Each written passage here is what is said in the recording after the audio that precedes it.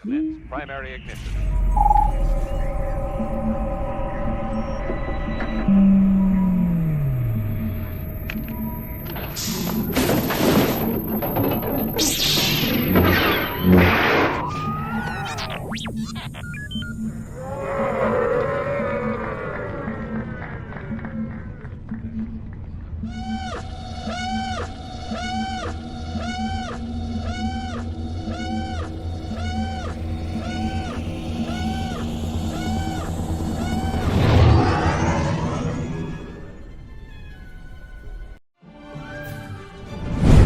Hey, this is Marti Matulis. I play Vane on The Mandalorian, and you're watching the virtual Cantina Network.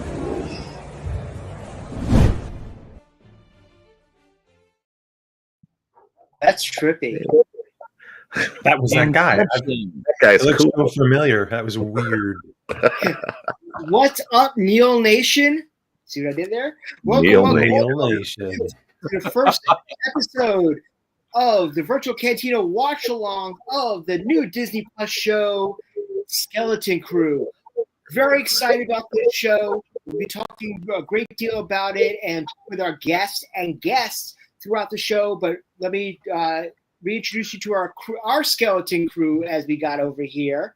We got Dave. How are you, sir? Hello there. And sitting, not Chewy, but in the SM33 seat, we got Dave. Sorry, we got Jeff. How are you? Look at that, Dave. All right, yes. How do you make this up? Well, remember when I Actually, called we've you already Jeff? done the intro. Yeah, Def. No, Jave. It was Jave, I think. Dave and Death? I don't know. Right. But Good to see you guys. we're very happy to be on tonight, and we got a whole slew of stuff, and we're going to talk a great deal about everything coming up, including Star Wars Celebration Japan and a not-so-virtual Cantina. But we'd like to welcome back our very good friend, Mr. Marti Matulis, Vane himself. How are you, sir? I'm well, Spencer, Dave, Jeff. There you go. Very good. Proper Good to see you. Good to see you all, pronunciation. General. I like the phonetics. Fantastic. Yeah. Marti Well, Matulis. it's so wonderful to have you on the show again. It's lovely to be here. Thank you. It's been a long time coming. I know we've It definitely- been wondering so many things for so long now. So the last Good. time absolutely. So the last time we saw you on screen, we saw you basically piecing out on Gord Shad on Mandalorian season 3, and then literally the next day, you and I were on the phone and said, "Hey, how would you like to do your first signing in London?" That's So- right. So That's- let's first talk about that, and then we'll talk about some of the funny stories about the floor of London. But which we have a few of those. Perfect. Good. How was it, like, first off, thank you very much for signing with us in London. I hope you had a wonderful time and had a great opportunity to chat to fans about, because your episode was literally right before we left. Oh, yeah. Yeah. It was all live in real time. Yeah, it was fun. And thank you for inviting me in. That was the first kind of fan interaction I got to have. So it was a great way to kind of dip my toe into the Star Wars fandom pool. It's a deep pool. Did you guys know you got to make sure you got your floaties on before you jump in that thing? We're well aware. But if you're in Narkina 5, you don't have floaties, so it's going to be Fair point. One way out. Yes. One way out. But no, we greatly appreciate it, and it was a lot of fun, and we appreciate, we're grateful of that. And you and I had a couple of conversations, and I just want to show this right now because now I can actually show everybody. Is that night I got this signed by Marty. Actually, there's another member who was standing right behind me. I was like, can you turn around for a minute? And Marty was Right. and he looked at me. He's Nobody like, knew. he was like, "Oh crap!" I'm like, just cover up the title. Like, Put a piece of paper over it or something. Oh yeah, that made me sweat. I think I was looking over my shoulder for crosshair, like a laser targeting on me Exactly. in the shape of a mouse. yeah, that'd been fantastic. Hidden Mickey on your chest. No, but we greatly appreciate that. Was that your first Vane autograph? I think that was the first. Yes. Thank Wow. you. Awesome. Claim to You fame. have it. You heard it Very here. cool. Very cool. So one of my favorite stories from London, and we could just talk about this, and I ran into you several times while we were on the floor. Mhm. But one of your favorite stories to tell was the fact that you were not only wearing a Vane T-shirt while you were walking the floor, but you were True. laughing. You're like, I'm walking around, no one knows who I am, and this is great. Talk about I your posted a experiences. little video. I did a little video on Instagram. I was like showing the Vane T-shirt, and I was going, "Nobody knows. Nobody would know." It was great. It was very secretive, except until that moment when we were watching the kickoff event, and they showed that teaser trailer for Skeleton Crew. And then there was proof positive for at least the attending crowd at that moment. Nice. Oh, that was fantastic. Because you're like, I don't know if I'm in the trailer. I don't know what's going to happen tomorrow. So they show us the trailer. I'm texting you, and you're like, yeah, I'm like fifth row cycle right now. Like, oh my God, that's awesome. Yeah, not unlike other things. I just decided to go and see what would happen. There was no, at that point, there wouldn't have been, nor would I have expected like an official invite. I was like, I've got a friend in London. I'm going to go. I'll just go and then see what happens. And made a couple of texts and emails and got a ticket in, and and then I remember you talking about that when we did the watch along for that episode of Mando. Mm-hmm. I could see your interest get piqued when we started talking about what we had going on. Unfortunately, Dave and I couldn't make it, but and they had a great faction of VCN folks there, so I'm glad that was a great experience for you to be part of as well. Yeah. Great time. Really enjoyed it. So we're gonna have a lot of questions coming from the crowd, obviously. Dave, how would someone want to ask a question, Marty? Well, ask questions live, people, is whatever media you're on there, because we are live on Facebook, YouTube, X, and on the Instagram. If you go ahead and you send us a question in there, then we will do our best to relay it. If you're on Insta, it may take a little bit because we have to kind of monitor that separately. It doesn't automatically pop up in our feed here, but we'll do our best to keep a watch on that, and we'll just pass along your questions to Marty and get it in there. So you guys are very high tech. And any comments from YouTube or Facebook will definitely show up in our comment feed here, so that cool questions. I'll answer anything. So we'll talk more obviously about Skeleton Crew when we're watching the episode at the top of the hour. But Marty, since we last saw you in London, what have you been doing? Oh, nothing. Just hanging out. Yeah.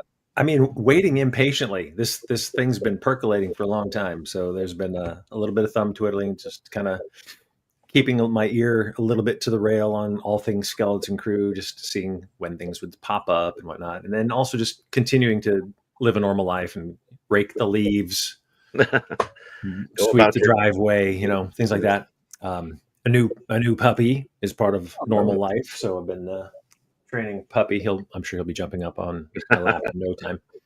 And then, trying to pursue the acting career, such as it is in this really weird time we're all living in the entertainment business, post COVID, post strike, current AI, who knows what. But yeah, continuing to work, develop my craft, play, work with people, do fun things. Oh, yes. Yeah.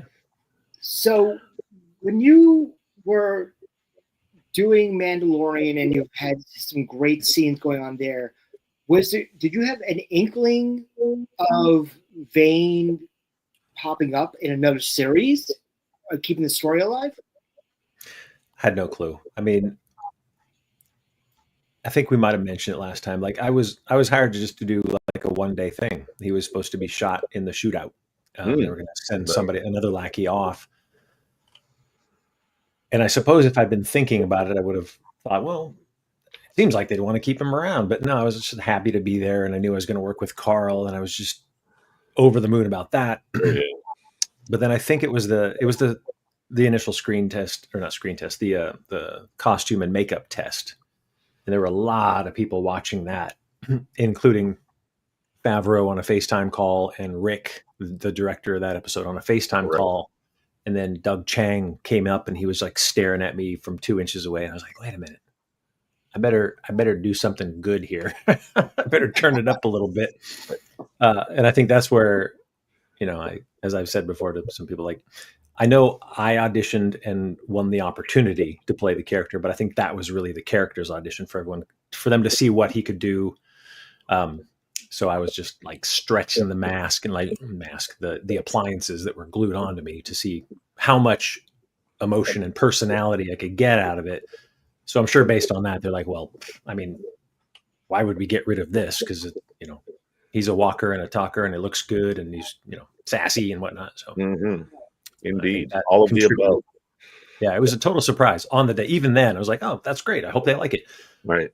The morning of the first day, Jon Favreau was like, okay, well, we're going to shoot the gun into your hand because we like that. And then he just walked away.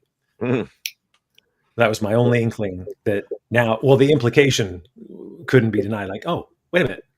I'm in Star Wars and I'm not dead. That's going to mean something. Exactly.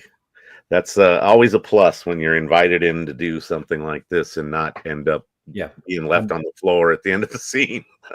I cannot even express my appreciation. Like it's such a gift to be allowed to play with these guys. Like everyone's having such a good time. And now I get to kind of swoop in on this new show and have a part.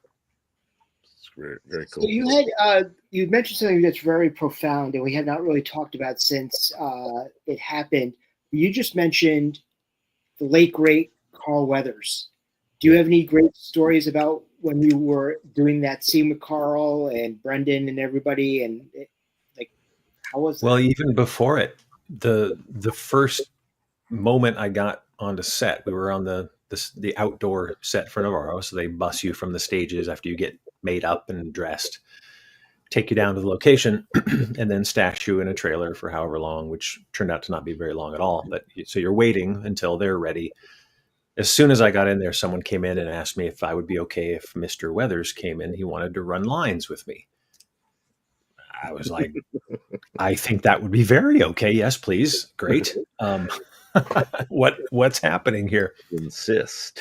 And so I see the genius of it. I mean, it's really good to get familiar with all of the space jargon and gobbledygook and whatnot. And, it can be a lot to remember all of that stuff for the course of what you're going to shoot in a day. But the smart move was also then just kind of bonding as actors. Like, there's so much that you don't get to do on a TV schedule with other actors. You're limited as to what you understand. The sides are only what you're shooting. You don't get any further context around it. And sometimes you feel like you're just being pushed along the process and you don't really even know what happened. But Carl coming in kind of established that we're actors, we're in the scene together, we're sharing this, we're going to work, and it's going to be fun. And he maintained that tone with everyone that I saw him interact with, but certainly with me in particular on the day, since we were kind of opposing each other. It turned into 2 days, in fact, that I got to work with him. Between every setup, after every take, I started hearing, "Hey, Marty." I was like, "Yes, Carl." He just kept wanting to run lines and kind of work the scene and find things and make it a little better. And then I would say the best thing about that was he didn't know me from anyone. I'm just a day player and he didn't have to do any of that. But because I'm in makeup and because I've been doing it so long, I also don't really take a lunch. I just kind of sit, wait. I don't want to mess up the makeup and give anyone extra work to do. So I just kind of sit around. Plus I'm on a Star Wars set. So I just grabbed a bench in Navarro in the courtyard and sat down, and wasn't long before Mr. Weathers came over and sat down, and we just started chatting, and he was telling me stories about the old days when he first got to Hollywood and his football career and parties he went to and people he met. And then he kind of veered more towards like mentor mentee, because he'd never seen me out of makeup. I don't know how old he thought I was or what my experience level was in his eyes, but he's just kind of sharing things like, this is a really special thing to be a part of, this big fan base, and there's always new people getting introduced to it. You have an opportunity to talk to these people, and it was a really lovely, friendly interaction outside of what we were doing in the scene. There he is. Yeah, fondest of memories of that, and because of that, of course, I felt like just kind of wrecked when I heard the news that he passed. Yeah, it was a must big have hit loss. that much harder. Yeah, having that kind of interaction and personal time with them. yeah, it was rough, Very but a lovely deep loss. time shared with him. Oh yeah, it's a great memory to have for sure. Yeah, career highlight for sure. So we're starting to get a bunch of questions, obviously, in the chat right now. But before we get to one, I did see Carrie Jones's name in the credits for Skeleton Crew.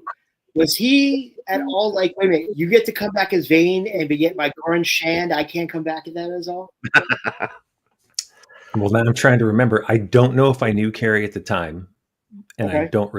I've met him since. We sat next to each other at a convention, and obviously I was familiar after Boba Fett. Right. I don't recall seeing him in the stuff that we did for Crew, but he could have been there. Like he could have been tucked away in something, and I just didn't know him at the time. I didn't know. Now I know. Now I'll have to keep my eyes open and see if he was there when I was there. Yeah. But Dave, we got a whole bunch of questions. What do we got? Yeah, so let's start with Dave's question right here. Is Dave Zenz so does Skeleton Crew take place after Mando season 3, concurrent, before? So I am not the definitive source of truth around this topic. I'm under the impression, because no one ever said otherwise. Right. And as the actor, I just kind of grabbed onto this for something for me to do. I was just assuming that I flew off from that Gorian Shard debacle and landed with this new crew, and now I'm trying to climb my way up. So that's what I was playing on. I know that the guys, all guys involved, the Johns and the Chris's and whatnots, and they have all said that it takes place roughly in the same timeline. So until something comes out to specifically pin it on the calendar, I'm assuming that Vane just kind of flew from one and landed on the other. That would make sense. And if you see the pilot episode, or when we see the pilot episode, there's a moment there where I was a little bit delayed on a reaction, and I was choosing to do that to kind of like gauge what everyone else was doing, and they're like, oh, all right, go along with them. Like Vane's still kind of finding his way in the first couple of episodes. Cool. Excellent. So yeah, so it will evolve, and it may change as someone official says something, or the way inevitably we get extended content, right? You know, is maybe Vane's going to pop up in like a comic book or something that gives us that story, and we're all you never know where that extra backstory type of information will come from. I'd love to see that. To see that. I know, like, you know, the stuff they did with Aura Singh, or what's Amy Allen's character, the Ayla Secura. Yeah, like all the stuff they did in the comics later on to kind of pad that out. That's a lovely thing. I mean, it's like the Clone Wars cartoon was such a better way to fill in the gaps that we didn't know about, you know, the prequels.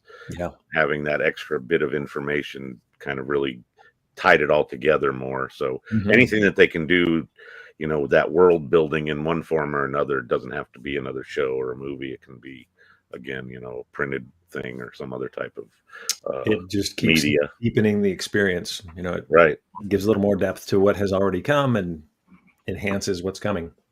Love it. Yeah, let's get like Tales of the Pirates or something instead of Tales of the Jedi or Tales of the Then we get Marty to voice it. You know, it's not the comic. It's like, oh, I like this train of thought. Yes. There we go. Let's keep going on that. Yes, Marty would love to voice that. Marty's dying to do a job in his pajamas for once. That's all I want. That's all I want. Just stand in a booth.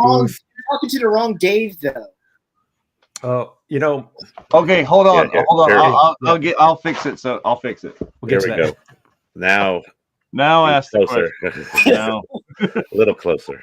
I had to resist the urge. I was actually talking with Mr. Favreau and Mr. Filoni at the premiere, and I had to resist the urge because, like, you know, they're very busy guys, and I'm this kind of pirate over here on the side. And, you know, they're familiar and they're friendly and they're kind, but you also don't want to be like at an event where they've had like 40 events to be like, hey, hi. Exactly. Can I? Oh, wait. Not a good look. I just had to cool it a little bit. Oh, it's all right. We'll leave that. Jeff does that at events. That's me. Yeah, it was funny. I went to I got I live in LA, so there's constantly screenings and different things happening. Yeah. And Godzilla -1 hadn't come out yet, and so I got on. I'm on a few lists, and I signed up for a Godzilla -1 screening. Nice. And when they sent the confirmation, it seemed a little off. It said something about business casual attire as opposed to your standard whatever like you said, pajamas that people in LA would show up to a screening in. And so I dressed a little more kind of fancier than I might normally. And turns out it was the US premiere of Godzilla -1 at the DGA, Oh, wow. the Directors Guild, which is a great theater. It's such a good theater. And there was, a massive thing. They had a big red carpet. The creators, the director, VFX lead, he's amazing. Yeah. He was Deserved of that award. Yeah, for sure. Great event. I go to sit down in the theater, and I'm talking to my friend who I'm there with, and all of a sudden I see out of the corner of my eye this guy that two people walk by that I noticed. The first guy is somebody I knew and had interacted with in the past, and that was Matt Senreich from Robot Chicken. Who works with Seth Green on the creators of Robot Chicken. And behind him, a guy that looked very familiar but wasn't wearing what Dave just put on a minute ago, the signature cowboy hat.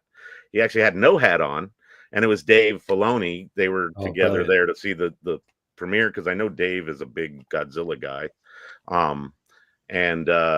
So I had to do like Dave. What Dave said is and what you were saying is, do you do the thing where you're going to go fanboy on him or not? And then it's I'm sitting there biting my bottom lip going, well, should I go? Should I not go? And somebody he had passed in the row. Yeah, Aaron saw the photo. Somebody had passed he had passed in the row to get to where their seats were, or where they were going to sit. She got up and walked over and sat down next to him and started talking to him. I was like, there's my cue. And so I walked down, and she had gotten up and come back, and I said, you gave me the courage to walk over and say hi. And nice. Passed by her, went over, and I did you're cool, but I know this guy over here. I played it off, and it said hi to Matt first, as opposed to going full fanboy on Dave.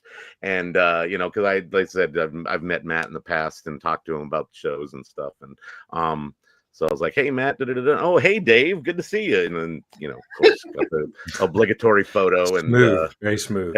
Yes. And then I think I ended up even getting another photo with him later on when everybody was leaving, so I got a little bit better shot later. But nice.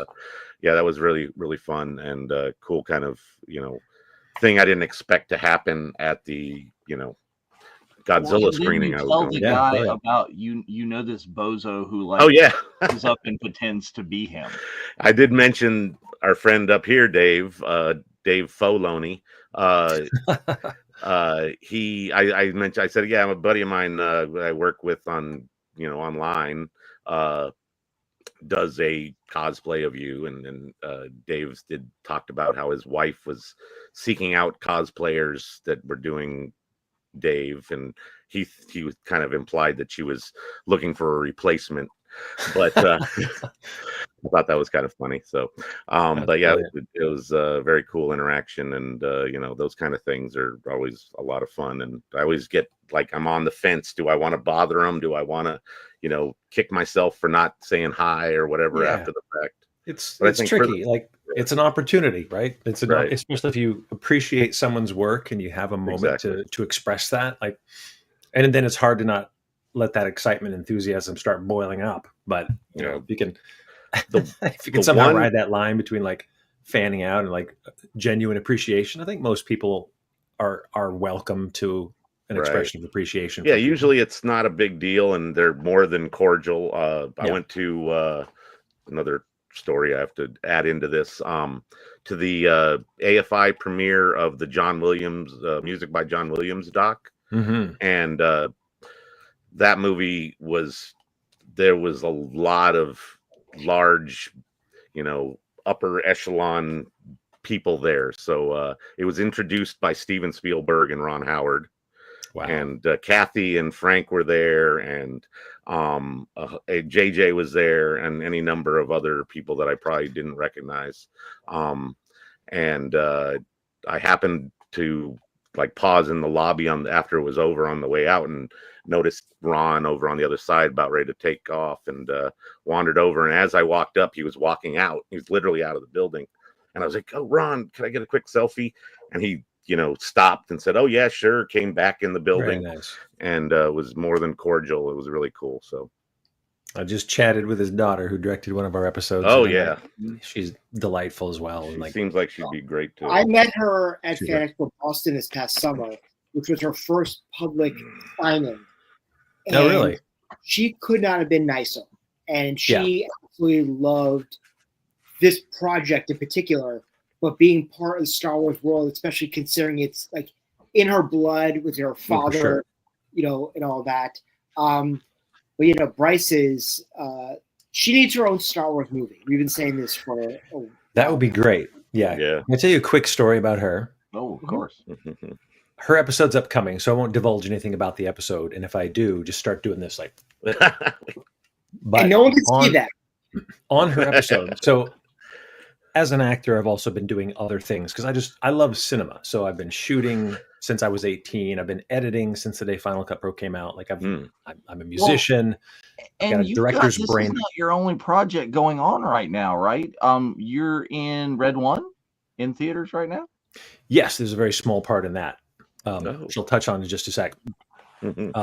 So Bryce was directing this thing. We had our first day. There's some interaction going on with certain people in the show who are high on the call sheet. Let's just put it there. And my director brain started shooting on this, and I was like, well, if we do this, then it seems like if I did this, then there might be a way to like make it just a little juicier, a little connective tissue. And so I put this together, and I was like, you know what? That's actually not a bad idea. I'm going to see if I can just throw it out there and kind of pitch the idea. And so I sent it in. They're like, hey, we sent it off to Bryce and the guys. And I was like, wow, that's pretty cool. And then the next morning I get on set and I'm all veined up. And Bryce walks right up to me. And she's like, you know what? I think we have time to shoot that. It's probably not like we're doing this, but not that. But that's great. But thank you. And we'd be happy to like shoot that. And wow. She was basically just going to accommodate my actorly desire to do this thing, this idea that I had, which was absolutely the wrong idea, because again, the scene was going a different direction that I didn't understand. That I didn't understand at the time. No one has ever spent that kind of time or consideration to me in my entire 20 plus years of career to be willing to burn a take or two on just kind of my actorly whim. Whim, as it were. There he is, super, right next to you. super sweet and generous. Like she's got Jude Law there in a room full of pirates and people and Star Wars stuff happening all the time, and she was willing to at least offer that, even though it was completely the wrong thing. So I told her, I was like, "That is the nicest thing ever. I don't need to go that direction. I was thinking we were going that direction, and if we were, cool. We're not. We're going your direction, and I'm fully on board. So here we go. Yeah, lovely. Couldn't have been nicer." And I told her such at the premiere, and she's the coolest kid. Very cool. Let's grab a couple of more questions before we start the episode here. We've got 2 or 3 that are kind of very similar there. Sherry's asking, speaking of makeup, how long did you have to spend in the chair? And Tom is asking, was it difficult to breathe under the mask? Yeah. And I'll add one more of my own in there is looking at your IMDb that you've performed as various alien species before in Star Trek, because I have to hog the track. You got to yeah. Like I've crossed streams there. Like similar to kind of like the Baku male or the Zindi that you would be playing on Enterprise. Is it a similar makeup? Different? Can you answer all of that? Well, for Sherry's question, yeah. Yep. Definitely. Well, to Sherry's question, this for Vane, as makeups go, he's probably one of the quicker ones. It's just wardrobe. So I've got a cowl for the makeup and a face, and I think there might have been a chin separate piece. I can't remember, but it was largely pre-painted, so there wasn't a lot of time spent doing that. It was just more like tying everything together, giving it some depth and some highlights, gluing on the horns, and then off I go to wardrobe. Mm-hmm. Under 2 hours, as I recall, which is short, as many makeups are. What was the next question? Was it hard to Time breathe? in the chair, hard to breathe. Yes. So, if we recall, Mandalorian episodes, the 1 and the 5, he sounded a little congested. Mm, It was hard to breathe. I couldn't breathe through my nose. right. So when it came time to do Skeleton Crew, the makeup team had shifted over to some other people who I was familiar with. It was, in fact, a friend who worked on American Horror Story. He was doing the makeup in the chair. And I said, hey, do you think possibly there's any way I could like get holes or something? He's like, hang on. He'd been down this road before. So we were able to put like rigid straw in through the lip. So I was actually breathing like right at the upper lip, and I could breathe. So he sounds a little more resonant. And that's your voice, as nobody overdubbed or anything. It is my voice. Good. I was thrilled about that because I when you're a creature suit actor, oftentimes it's not your voice, and because you're in, I'm not sure what the perception is that if you're in a makeup, you must not be able to talk. So like a different. They have to get someone else to do the voice. Different skill somehow. A real actor. Right. Anyway, it happens a lot. So depending on how you come to a job or what the level is of the character, it could go any direction at all. So I think when you're of a caliber, you can kind of say in your contract, I will be voicing my character. Thank you very much. And then if they go for that, then you're good to go. But with this one, the audition stated that this character was British. So I kind of put together a voice and no one said no. So we just kind of maintained that. And fortunately I kept it, went in for some ADR on both Mando and Skeleton Crew. And nice. It was mine. Very cool. Well, it is 7:02. I think we might want to start this longest of all the episodes of this season. Indeed. Which is great. I was all in it. Start queuing up our D+s. Give everybody just a minute or two out there. Go ahead. What's the cue point? We're going to start right at the beginning. Usually start right at the little D+ sign where the little arrow goes across, and just when it goes to the Bing, pause it and wait. Yes. Okay. Yeah, you can just once you see that logo, you can pause it, and we'll be going any minute now. And we don't skip any of the intros, any of well, this is the first episode, so there's not much to recap, but the idea is there, and everything that they're going to show us, we want to see. Well, they should have previously on The Mandalorian. We've seen this guy before. You're right. That actually, that wouldn't have. Yeah. You know what's important here.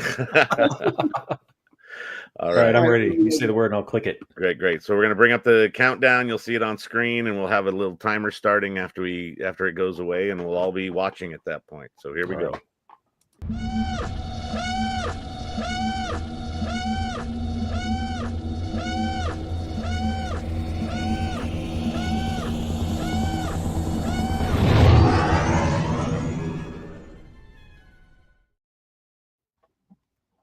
And we're playing. Yes, we are. So I love the fact in this intro, we got so many different like helmets and heads. Yeah. Characters actually from this show. Yeah. Right. There's like 3 straight up from this show.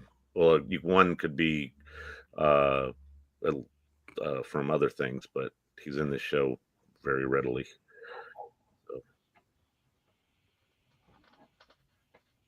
I like that in what is ostensibly a kid's show, that opening title seems a little more serious. Foreboding.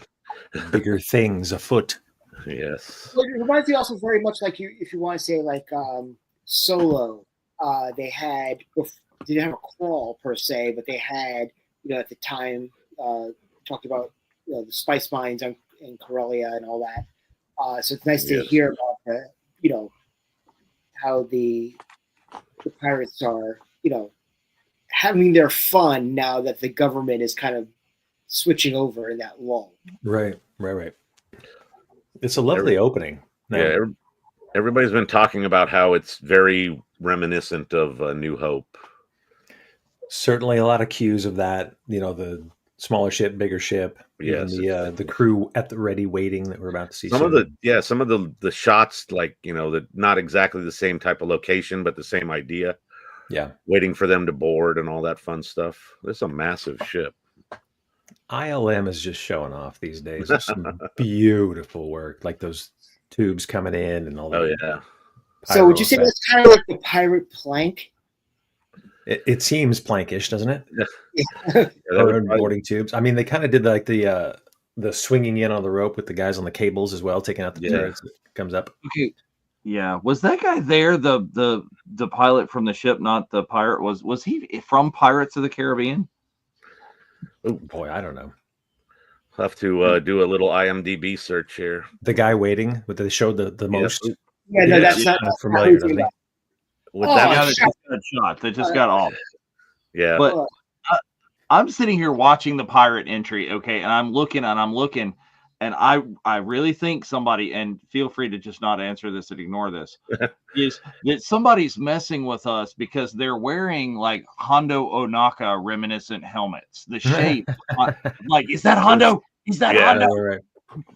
There's a lot of like speculation on Hondo, so and Vane is getting the bulk of it. Anytime Vane shows up, there's like come on, where's Hondo? And I get it 100%. Like, I love that character too. He's fantastic. There's Tate. He just rolled across.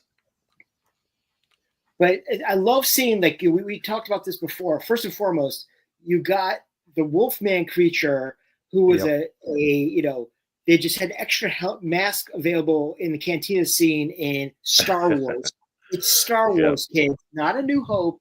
You damn millennials. Star Wars. It is Star Wars. But the fact is, we're also getting all those creatures from the Cantina and throughout Star Wars that the extra figures that Dave and John always seem to love and bring into the scenes. Oh, this show is action figure heaven. I can't wait to see what they come out with. Oh yeah. If this is a boat for, does that sound like a little bit? If this is a consular ship, where is the ambassador? The lines are so reminiscent. It's like poetry, but it's amazing. But there's one of the things that I didn't like as much about Andor was the lack of species that we saw, and this goes above and beyond when it comes to, especially like even just this scene. In terms of species, all unique. I don't know that there's any repeats. Yeah. So would you say that's Gray Snaggletooth? Grace, yeah. Jeff, you and I were talking about this the other day. From the side, that helmet looks very much like the Bouche. Yeah, it has some other helmet style cues for sure. And I'm sure they were playing around with different things and, a little modified traditional pirate pry point. That too, yeah. All that for one credit. But so how much of look at there he is, that guy. Giant sets and big vault and everything. How much of this is volume and how much of this is like practical? This was, I think, one of the few times we weren't on the volume. This was all set. Wow. The tubes coming out was just on the stage. That's interesting for, a scene having such a, big practical set. That was great. At first I was like, why are we all going in a tube? That's kind of strange. You're just shoving everybody in the tube. And they just kept, running different runs of pirates through. I was holding the guy in front of me like a shield. I didn't want to take a laser. The first few guys took. Yeah, they definitely took out the first few guys. Yeah, Vane's no dummy. I mean, he is a dummy, but he's not that much of a dummy. He at least knows how to keep himself alive. And you do see my dolls again. Yeah. So I love this. This is one of the biggest wasted opportunities of this show. Is those should have been 77 actual action figures. Yeah. They could have repainted them, but those should have been original action figures. Yeah, that would have been interesting. I love that Yeah, I hear what you're saying for sure. I love that the kid is basically just such an obsessive adventure kid that he's actually made. Like, looks like he made all that Yeah, they stuff look like himself. Right? they're He kind of hand like carved or formed something. them up or carved them or something. For sure. And the tech of the apartments is beautiful and very like 70s, like Brady Bunch Yeah, styling. the aesthetic has definitely got a lot of things that are retro throwback elements, and like the You see the living shag carpet. area. Yeah.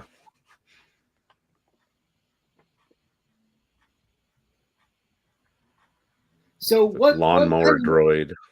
what kind of movies did you like in the 80s? Oh, first of all, there's a Loft Cat. That is fantastic.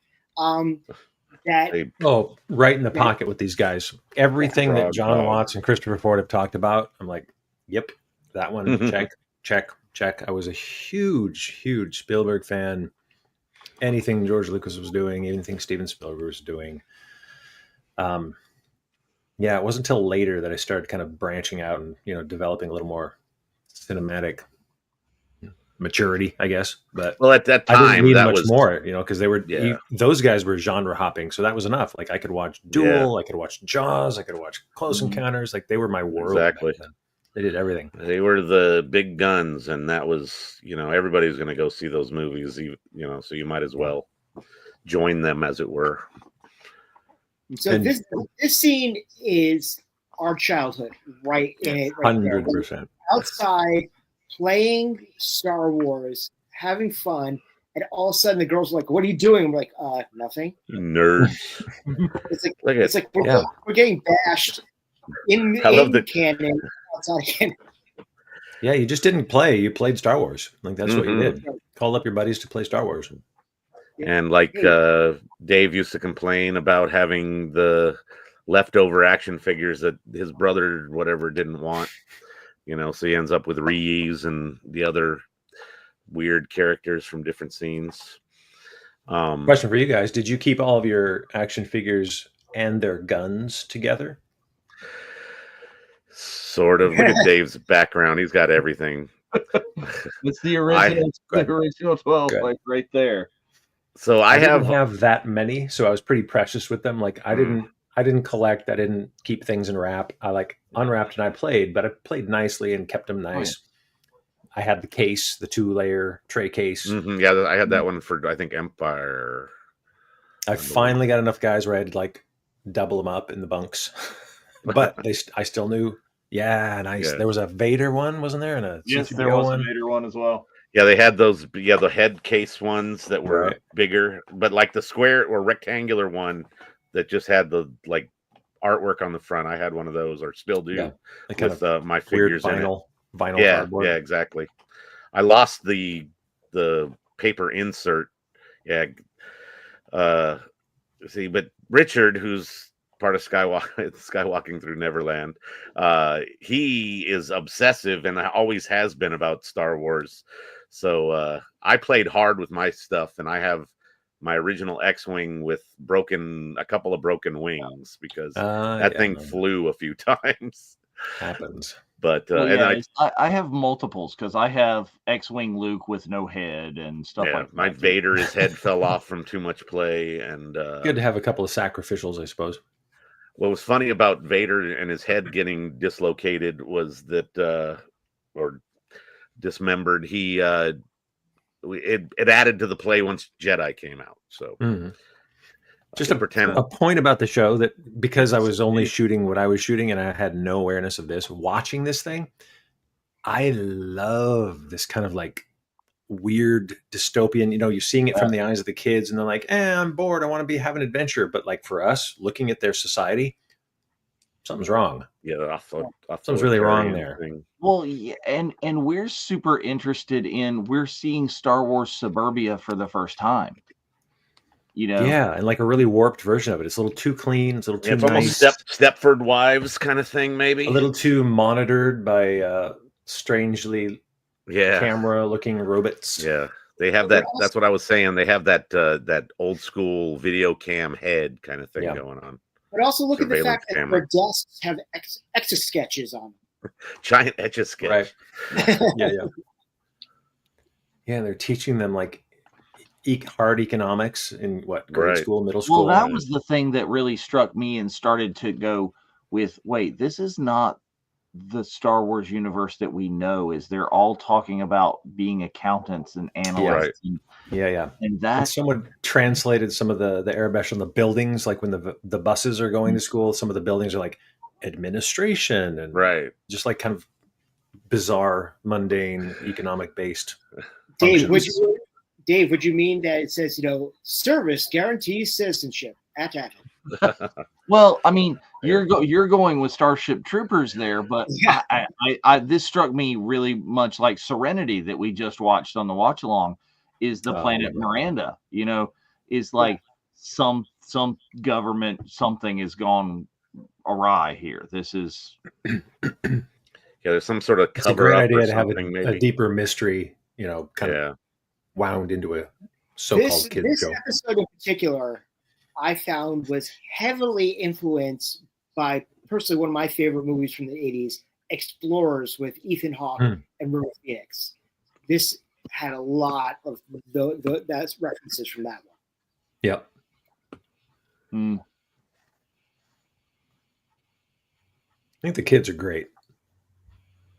So Ashley, if you actually watch Screen Crush, Ryan Arias actually translates a lot of the they stories. tend to do that. They'll break down like full walls of Arapesh. Oh, nice.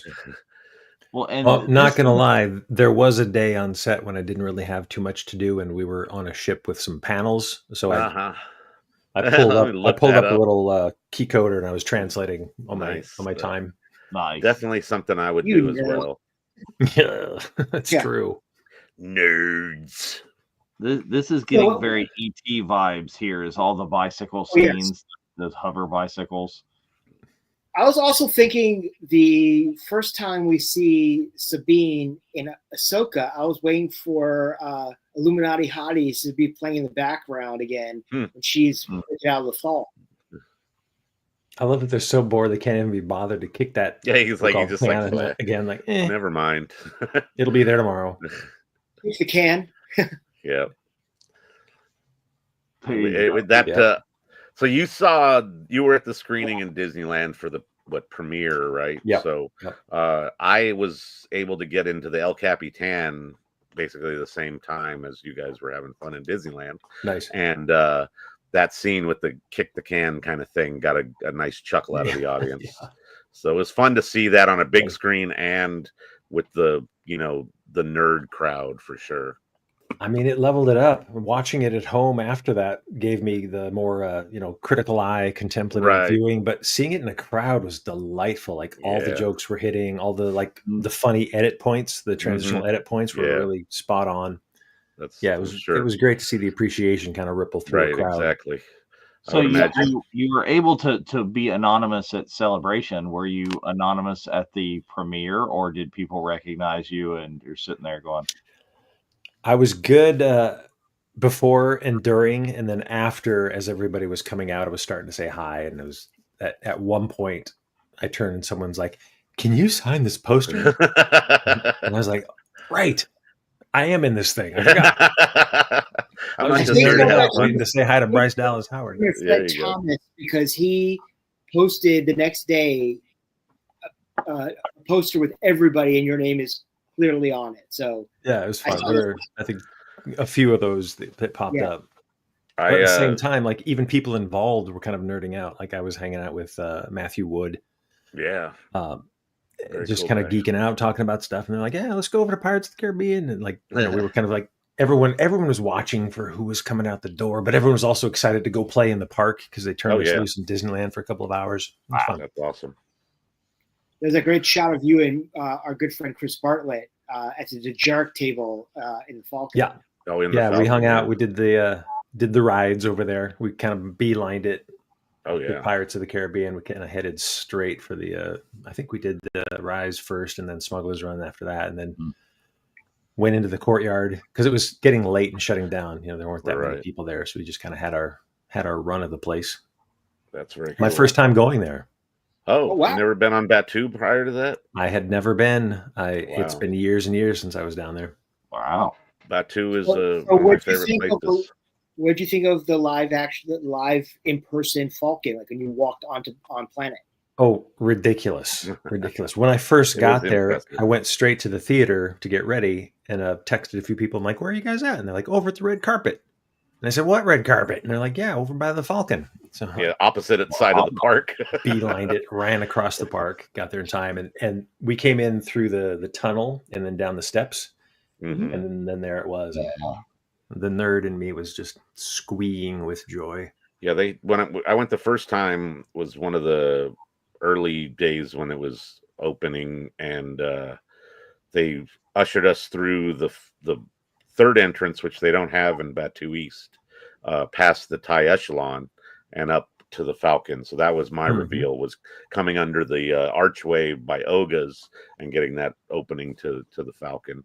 And then It's I had lovely. to cut around the way you guys had come in, and I doubled back to go to Savi's to build myself a nice lightsaber that day. But yeah, it's amazing, the size. And then if you go on Smugglers through the normal queue, you get a very interesting perspective of the back end of it, which you don't always see unless it's, flying off in a scene or something. So it's kind of cool to be able to get that sort of 360 of the giant model. Yeah, they can't imagine how many pennies they put into that, but it reads so well. It's so immersive. I just wanted to live there. Like I can absolutely see getting a pass and just spending your days just roll in there and hang out and be like washed in Star Wars. Myself and a couple other people tend to sort of do that. Go hang out. So after you get arrested in Rise, what did you think when you got into that room and it's just full of stormtroopers? Well, as it happened, because the whole night was surreal, we just happened to be with the guy who fabricated and built those. Oh, what? He's like, wow. I did that. I made that. Nice. What? So I had that on one side, and then just seeing it for the first time.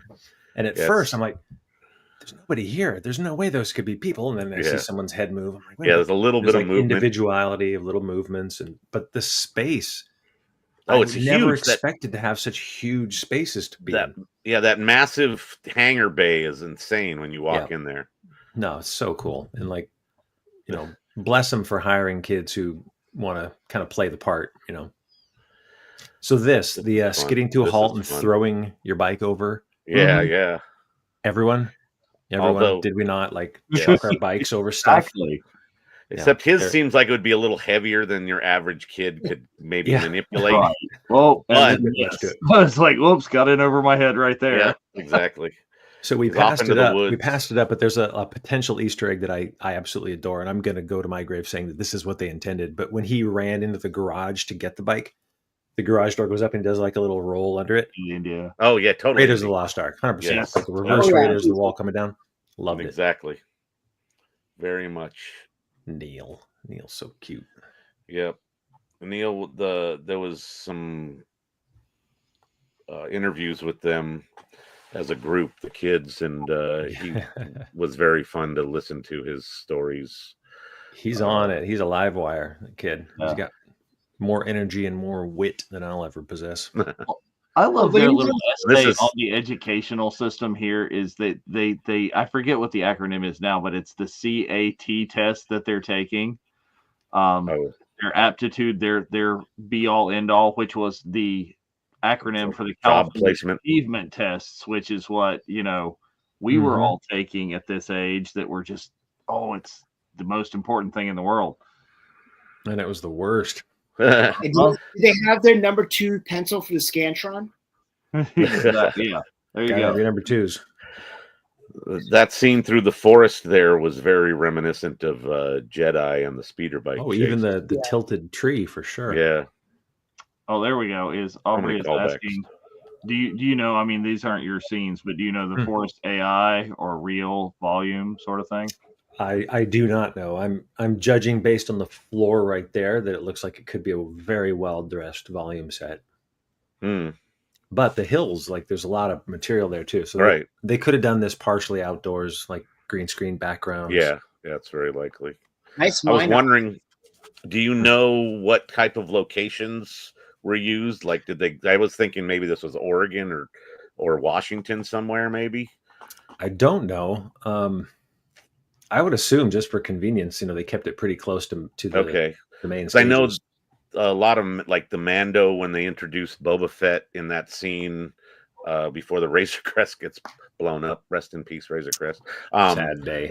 That they shot up in like Simi Valley at one of the national park areas up there, and I still haven't made my way up there because it's like a 5-mile hike or something in from the parking area.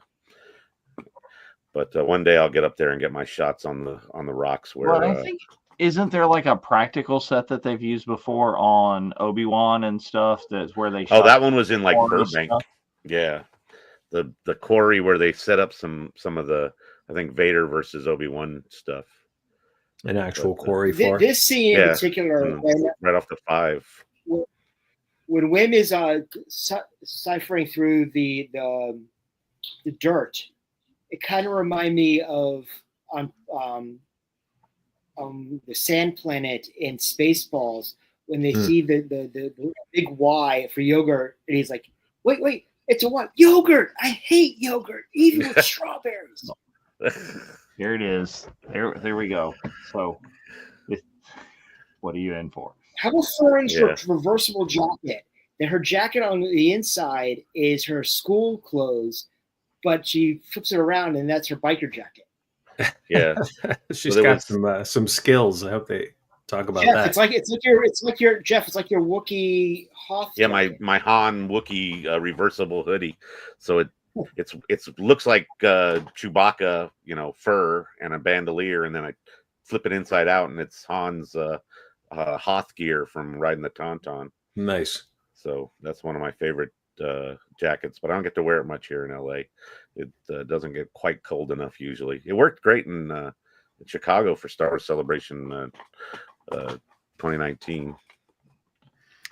So Ryan's was there cool any kid. discussion on the set, Marty, that like how purposeful we're putting in Easter eggs to different things? Because we're watching the scene right now where they're sitting outside the principal's office that very much reminds me of the police station scene in Ferris Bueller.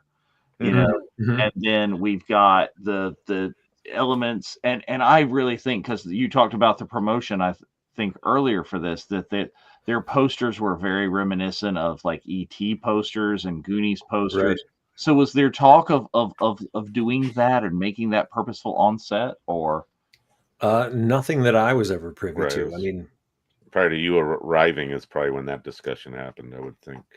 yeah, I mean, I was poking around as much as I could, without getting in the way of the process of the day. And like the first episode was John, and I had only the vault scene with him. So he had a lot to juggle, and things were happening that day since it was the first episode. But then the next two were David Lowery.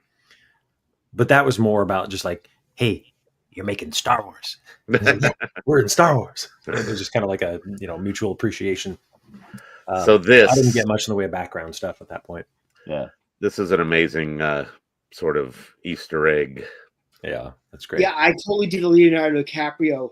I watched an interview with Chris and John about this, and they went to the vaults of Lucasfilm, and not only so they found like the costume designs, but there was no musical scoring available there, so they had to have it transposed and rebuild everything from scratch because the footage was so grainy they couldn't go and put it on just the same footage from the holiday. Right, they couldn't repurpose it. Recreated the whole thing. So Ryan Airy, you were wrong in episode 2's read on Screen Crush, man. So some people thought they used the actual footage. Yeah. It's very convincing. I had heard from I believe somebody who's in the chat that they know the person who was that portrayed that character and redid the whole dance and had to learn all that choreography and everything. This is brilliant. Are you guys on the ET shot right there in the yes, forest? with the amazing pushing their bikes.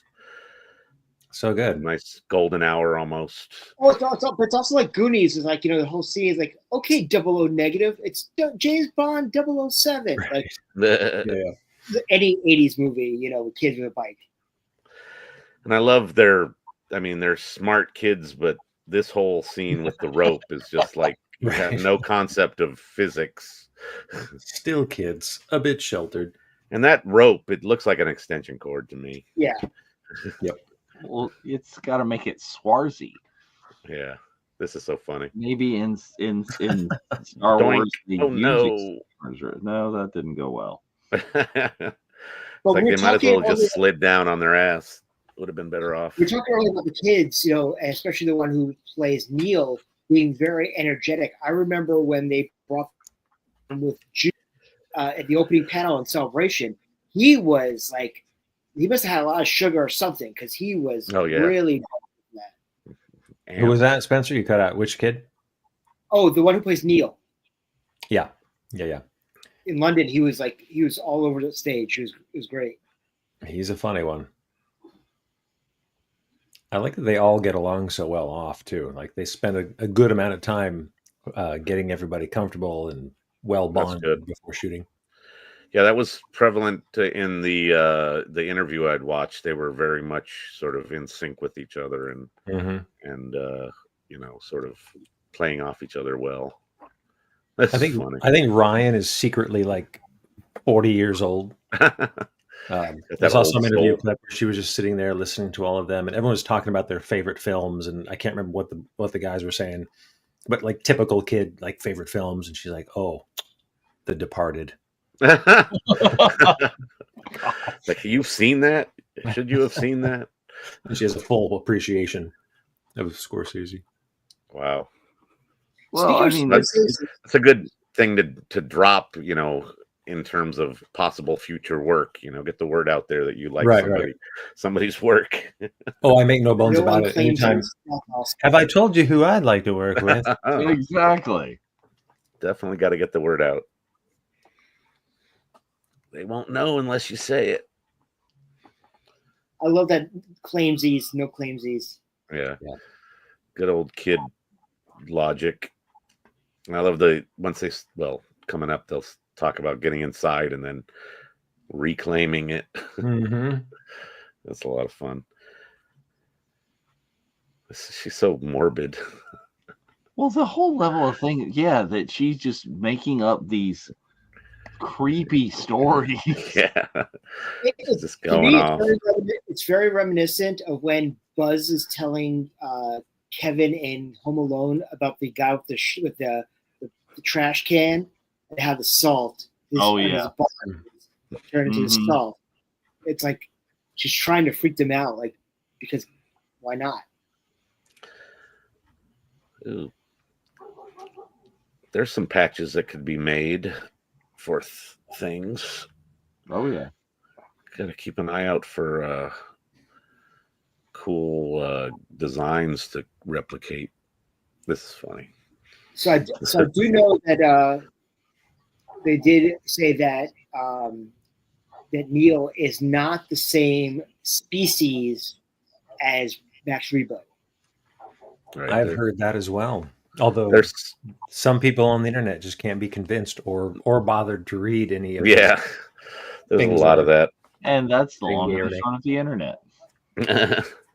They are very different. They're similar but different enough. So it's like, I mean, I don't know if we're going to talk about he the name. himself says at some point, was it this one or the next episode, I don't talk through my nose. Like, he makes a point of clearing it up. We're not going to talk about the name of the creature that Max Rebo is on this show because we're a family show. Okay. Yeah.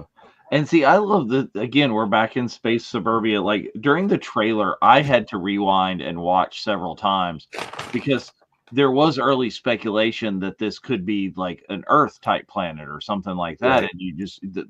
The scenes that they cut in with like the bikes, you're just wait. Is that like a neighborhood in Spokane or something? What cracked me up is the rampant speculation bordering on like theory that like as if the entire show was going to be about that street. Yeah, they were just going to all be on that street the entire This time. isn't and Star Wars. I know Yeah. Star Wars. there is still some people that are complaining about the whole suburbs thing. Sure. And I But, can understand, from a perspective why, but for the story they're telling, clearly it's vital. Like, yeah, you got to have they to do know introduce exactly this what element. they're doing. Well, yeah, we haven't gotten to that point, but when they start telling people where they're from, Right. you're like, waha. Yeah, And it starts to- And that essentially everyone there is like a worker towards, what do they call it? The Great Work or the Great Works. Yeah. Mm. So you have to Yeah. house them somewhere. So it's got to be comfortable enough. I mean, that's what suburbia is, right? Comfortable enough, but you got to go off to work from there and not question your lot in life too much. You wouldn't want that. have your sort of average existence and be, like you said, comfortable enough. It's funny how Wim's dad's car is so tiny. I sang this when I read this question there, Pete. It's funny. Nice one. There you go. So Had to move my one arm thing, out of the way. one thing I thought was interesting is we see KB very reminiscent of Lobot, but also when she brings down the piece, it's almost like Geordie LaForge. Geordie, yeah, Right. I was like Geordie LaForge right there. This is amazing. And a good use of tech without overly complicating what the young person would have to wear for weeks and weeks. Well, what's also fun about it is that visor doubles as sort of like a hair band or whatever kind of thing. Barrette It thing. gives her like a way to put her hair back or whatever. Fashion and function. Exactly.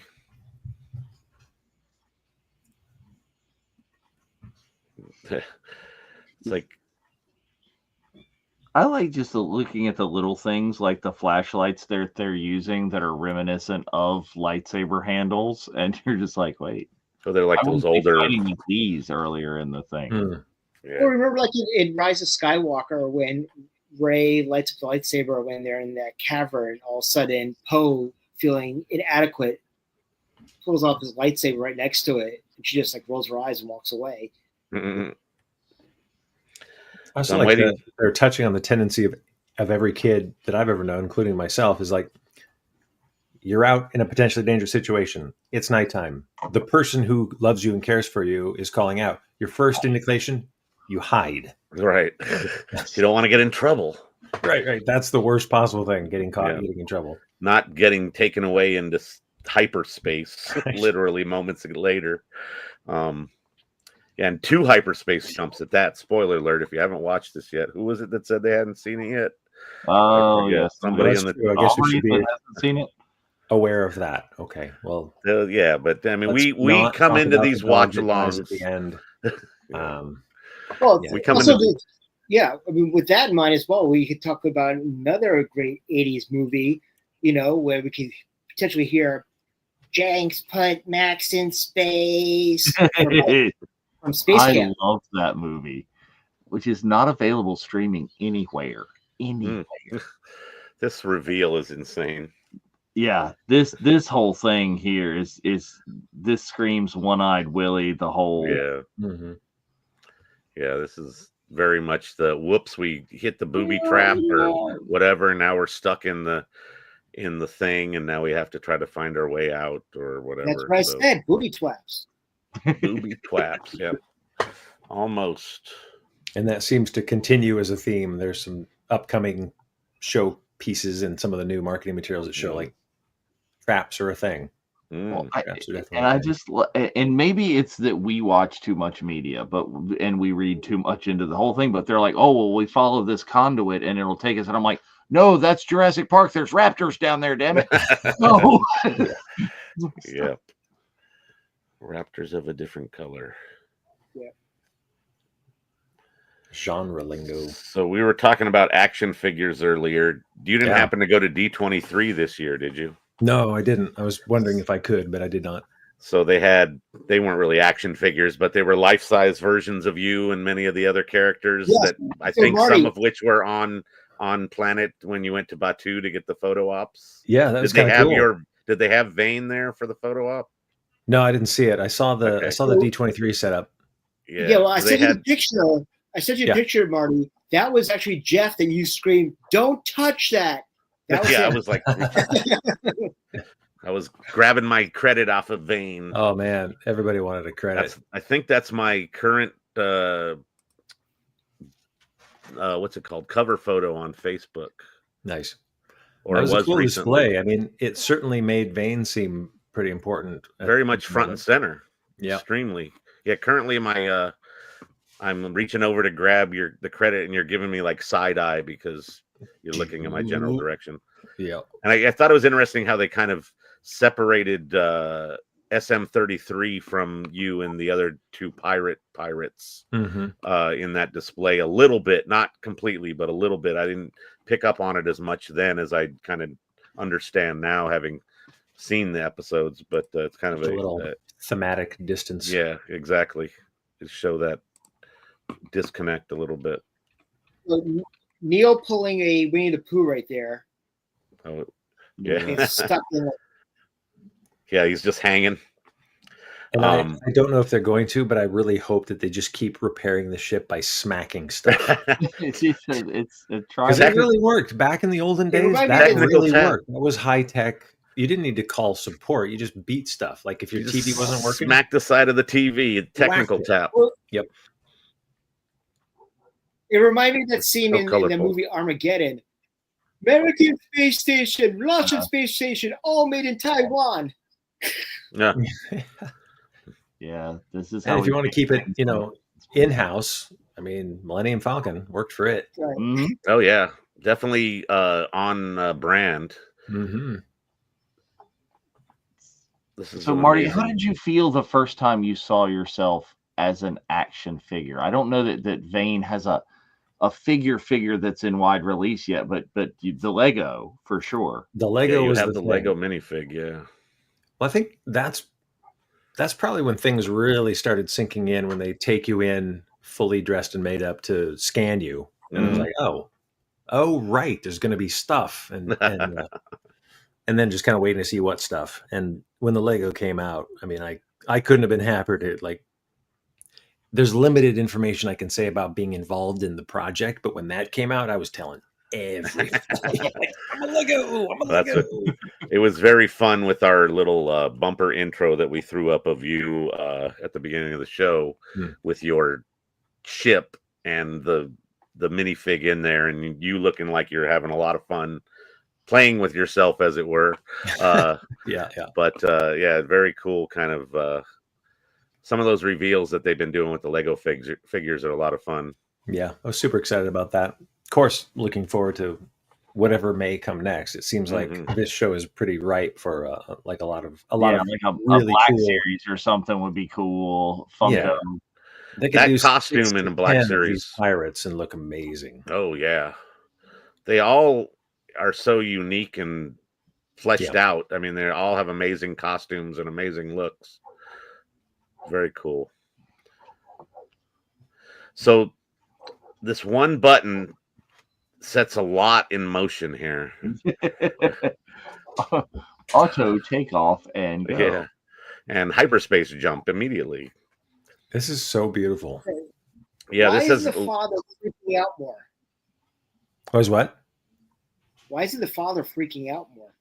Well, they're just not showing him there with freaking out. He starts to react, especially when he sees them and they're about to fall to their death.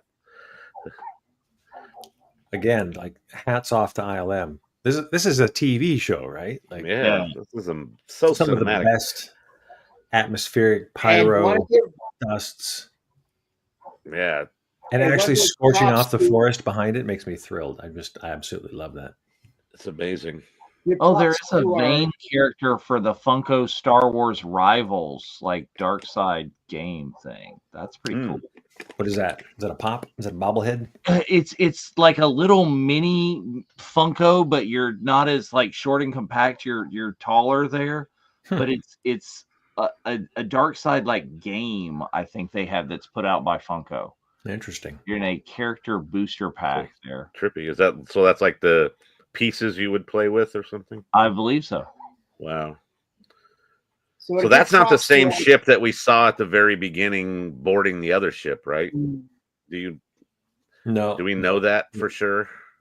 Yeah, that's pretty sad that this thing's been tucked away there. Yeah, and this one's a lot smaller, I think, than the original ship that you guys boarded the other ship with.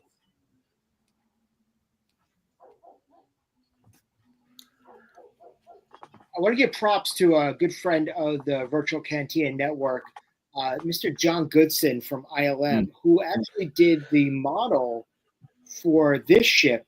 And for those who don't know, John also did the Razor Crest. Yes. All right. Yes. Razor Crest and Onyx Cinder. Is that the name? Also a good Lego. I have it on very good authority that I may have up there somewhere. built that immediately.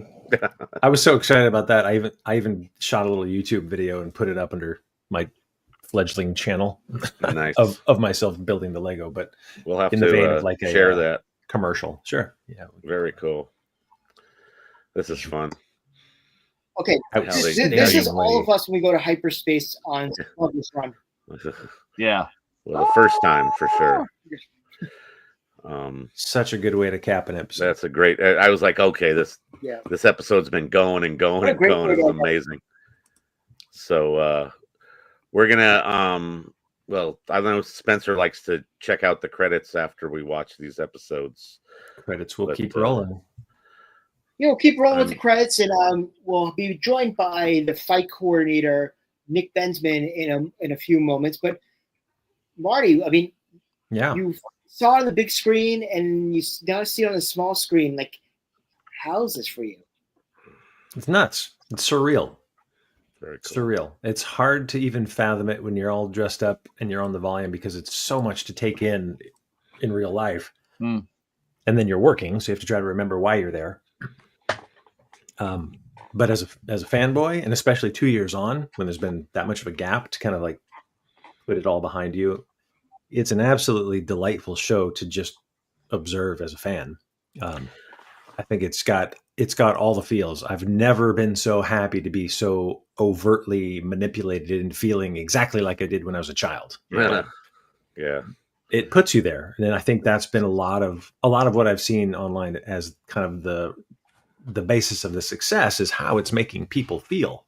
Yeah. Like, I don't care if there's a Skywalker or not a Skywalker. I want to feel like I'm in this world. Exactly. And to have that joy come through with a really solid story and something a little more under the surface. Like, I'm totally down for the ride as a viewer. Completely. And all the characters are great, amazing, lovable, hateable, whatever. Yeah. And you're invested. I was all in when I was sitting there. I thought to myself, I'm like, wow, I'm really into this. Yeah. I was sitting in El Capitan watching this first episode.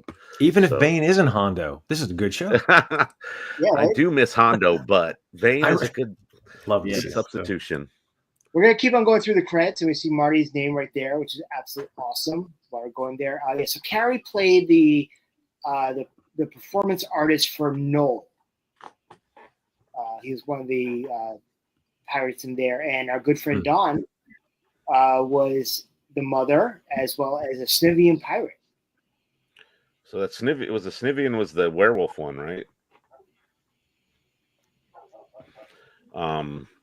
Because she was at the El Capitan with Tamara for that screening because they didn't get to go to Disneyland, but not everybody can go to Disneyland. So how big was that theater?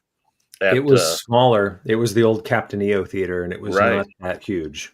So I certainly see why it had to be kind of selective as to get on that. How ironic that it was the Captain EO theater, considering there's a Captain EO Easter egg in episode. Isn't that weird? Yeah, maybe we should point that out in case nobody knows about that. Right. Yes. There's a lot of Easter eggs in that one. When that actually came up on screen, I heard like a little kind of a gasp and chatter from the rows behind me because they were like, oh, yeah, that's that. And I was like, oh, yeah, that looks familiar, but I didn't connect it at the moment. So it took a little bit longer for me to get that one. So what I love as well is it's canonizing a lot of things that, like, for example, let's look at E.T. Mm-hmm. Yoda showed up in E.T., even a kid in a costume. The E.T.'s creatures showed up in the prequels in the Senate area.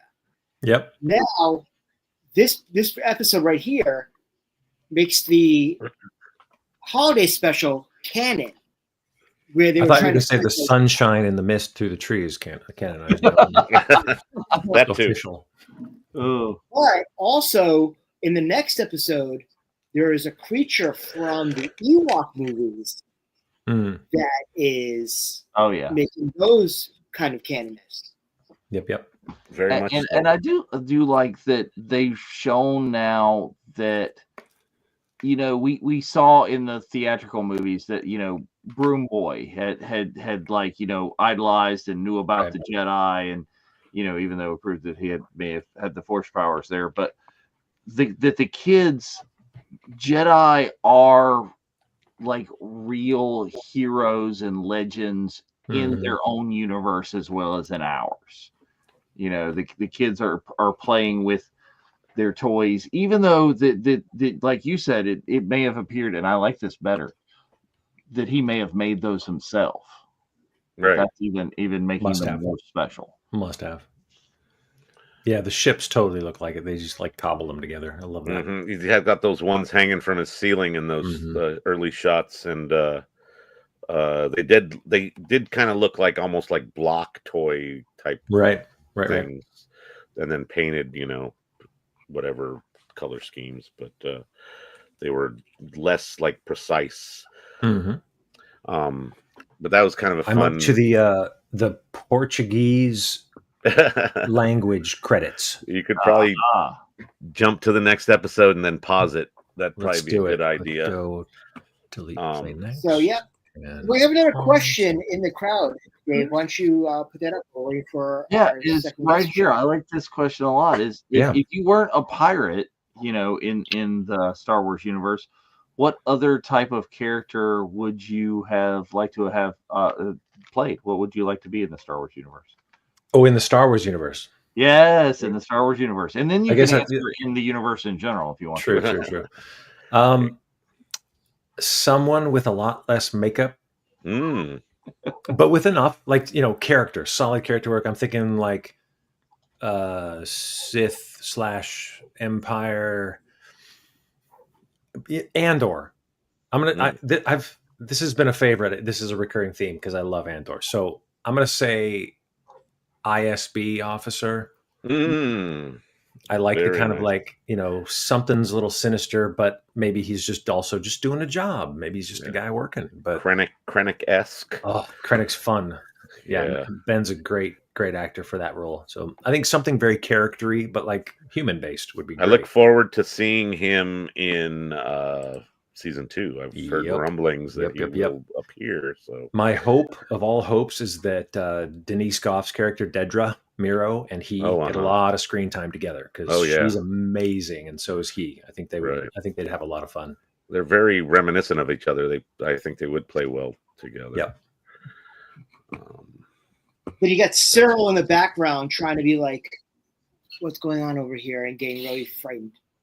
I'm curious. I can't wait to see like how spying on stuff. How their relationship is going to develop, because that was another thing. The creepiest, cringiest couple in Star Wars. Oh my God, indeed. But that whole breakfast scene with Wim and his father was very much reminding me of the scenes with Cyril and his mother in Andor. I thought that was a great connection there as well. And I love that the only breakfast food in the entire galaxy is probably distributed by one company, and it's like Cocoa Puffs. Yeah, some variation of Cocoa Puffs and some. And it must be kind of like the Matrix. It must have everything in it because everyone's. It's like having Taco. It's like Taco Bell's the only company that survived the franchise wars in Demolition Man. Yep. Cocoa Puffs is the only one here. There you go. Dave, I'm going to be sending this in just a second, so check your Facebook. Okay. Right. And I'm holding tight on the Disney logo until you say the word. Logo. But Marty, what other characters or films or anything outside the Star Wars universe would you like to join? I have always gravitated towards strong character work. Like as a actor, when I train doing theater, like I love really good characters because it's the most fun thing. I'm not like a theater kid who always wanted to perform, but I was like the kid who wanted to figure it out. So there's a lot of kind of like, how does this work? You know, putting it together. And so the deeper the character, the more complex they are, the more fun it is for me to kind of engineer. So like Daniel Day-Lewis, Gary Oldman, like character actors who are known for that. You know, I don't have the face or the career to be like, you know, a Tom Cruise type where they're known for themselves. Right. Which is great. Somebody who gets immersed into the character kind of more. Yeah. And great. Kudos. More power to them. But for me, that would just kind of be like, definitely want to, whoa, hello, puppy. The dog just burst through the door. Hey, buddy. So I love Dune, like Denis Villeneuve stuff. I think with Greg Fraser behind the lens, like Batman, like the stuff of a really high caliber, genre-y things of a really high caliber, where you've got good, complex characters. That's always what I train to do, and that's what I still want to keep doing. Did you watch Colin Farrell in the Penguin? I did. Yeah, that's an amazing. I did. That was a lot of fun. Great show. The makeup was amazing. Amazing. I don't know where Colin Farrell was in there anymore. Yeah. There was, him as the character is not Colin Farrell. I mean, in the slightest, he does an amazing job. There was a great like rap day kind of video or something where he was still in makeup and he went into his Colin Farrell voice, and it's just kind of like bizarre seeing, you know. Isn't that weird? That is a true thing though. Like, that was an abiding memory on Skeleton Crew when we were shooting, I think, this episode that we're going to watch. Jon Favreau was on set looking around that day, and I hadn't seen him since that first day on Mandalorian. So he was starting to walk over, and I was like, but as Vane, like, hi, Don, how are you today? What's going on? And he was just looking at me. You sound strange with your real voice. Sorry. Didn't mean to burst your bubble. All right. So after we did Boonty Eve in London, you went off and did a number of shows signing over here in the United States. How was the experience of being on the circuit? A lot of fun. I was a little concerned about it initially, having never done it, but having been to some, and I'm enough of an introvert that those kind of places just drain me faster than anything else. There's just too much going on. There's too much energy, too many people. Yeah, too hard to walk. Be overwhelming. Yeah, it is overwhelming. So the couple of times that I did do it, I recognize that there are points when I need to like stop, go into a quiet room, go hide in the bathroom, take a call, just step outside, see the sun. You know, I can't do it for forever. But if I just eat and drink and manage myself, doing it and interacting with people is absolutely a joy. Like, it's so much fun because you're just there to share about something that you all enjoy. So I get to tell them stories. They can tell me stories. It's fantastic. One of the things I loved one of the last times I saw you was at a show in New Jersey, and you were actually grinding your own coffee at your table and brewing it. I did do that. I was sharing. I brought a couple of bags of coffee from Stumptown Coffee up in Oregon. Yeah, and I decided I was going to do that for myself.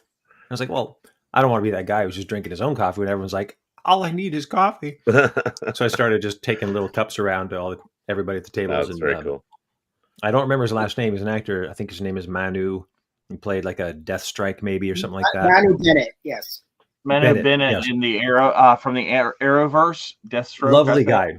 So I didn't know him, but I was taking coffees to everyone. At some point, he came back, and no man has ever held my hand longer in a shake than Manu. That was thank you. Thank you. It's just what he needed. Yeah, it was a good gift, and it was fun. It kept me busy. I had a side quest, just making coffees. It was fun. And then I introduced Lego to some of the other kids at another one. I was like, awesome. I don't know if anyone's going to even pay attention to me, so I'm going to keep myself busy. That's the coffee as well, just keeping myself busy. So I went to Target and picked up a Lego and found Vane and his spaceship. Wow. So I was just building at the table, and then someone would come up and we'd chat, and I'd go back to building. From the first day, Good way to everyone was kill just kind of time. watching me, thinking I was weird. And then by the next day, everyone had a little set. Everyone was Hanging out in the Lego aisle, going, "Look, kids, this is me. Don't you want to buy this?" He's a creepy guy. Like, "Look, it's me. I'm here." I set up a little stand for myself. Here's the my Amazon store. Go buy it off, and I'll get a cut. I built all the children for an affiliate kick. Exactly. All right. So Well, it looks like we've been. Where we have another guest who's about to join us for episode 2. So we're going to put up the slide and bring in our next guest. And there we are. Hi guys, how you doing?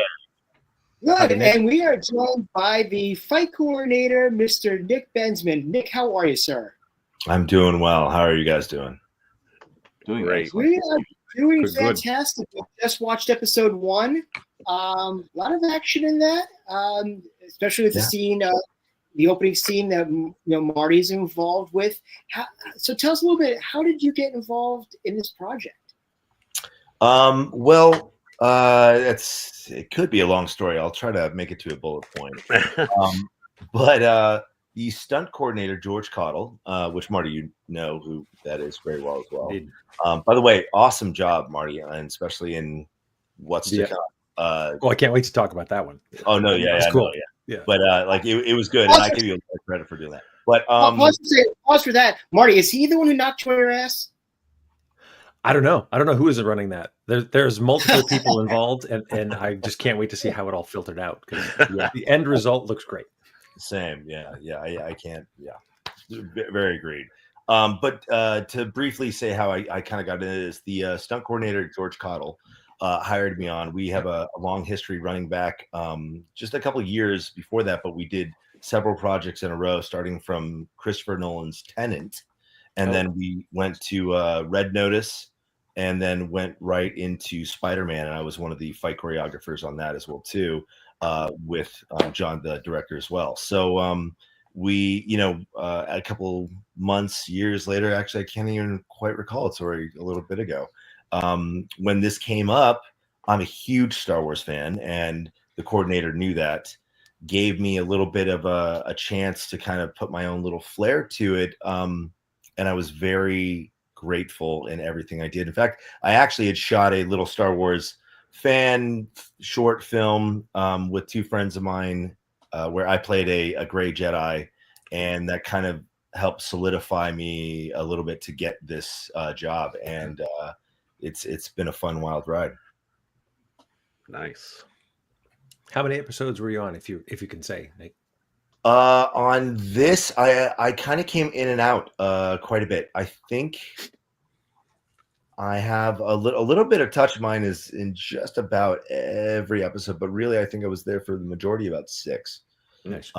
I think, I don't know. I was flying back to and from, because I was also working on a film, the Ray Liotta's very last film, actually, which he unfortunately passed away on. I was stunt coordinating that down in the Dominican Republic at the same time. And we were trying to, a lot of crazy and unfortunate, but also some really great things that came out of all of it. Well, if anyone has any great questions or anything that for Nick and also for Marty as well, go on to stream, put it in our chat right here. Pipe down, we'll ask the questions away. So, Nick, you just mentioned that you were, a Star Wars fan. Looking at the fights and obviously the stunts and all the saber battles we've had, what are some of the bigger saber battles that made you giddy watching Star Wars when you were a kid and then growing up? Oh man, I mean, so I'm old enough. Wow, that sounds weird to say, but I'm old enough that I grew up with the original 3 trilogy, and that was always my go-to, mostly Sunday watch. I'd watch all 3 on the living room floor every single weekend. A little picnic that my mom would set up right before I have to go to school on Monday. And I would say, I mean, I'd watch, episode. Well, I mean, I'd watch them all. New Hope until Return of Jedi, but I think I'd say Return of Jedi was one of my favorites, just because that's when you see Luke become a true Jedi Knight, and that fashion of that, the drama of him facing off with his father, and then I just loved seeing the beautiful tapestry of action, as you could say, between the two characters, because there was a lot of that was built out of real technique. And nowadays, sometimes, we do Hollywood foo sometimes, as we kind of call it, where sometimes we elaborate and, get a little bit bigger on some of the action sequences, which might not always be realistic. But that was a lot of stuff ground in realism, and I really have a lot of respect for that. So that's one of my favorites. I have to say, on a newer one, some of my friends over on Ahsoka, what they were doing, I really loved what I saw over there. It was good stuff. I snuck over once every while from my set over to theirs just to see what they were doing. So, yeah, that was some beautiful work. Yeah. All the play between Ahsoka and Anakin was amazing. But I want to give kudos when you talk about that. I want to give kudos to Michelle Lee and Paul Darnell for their battle.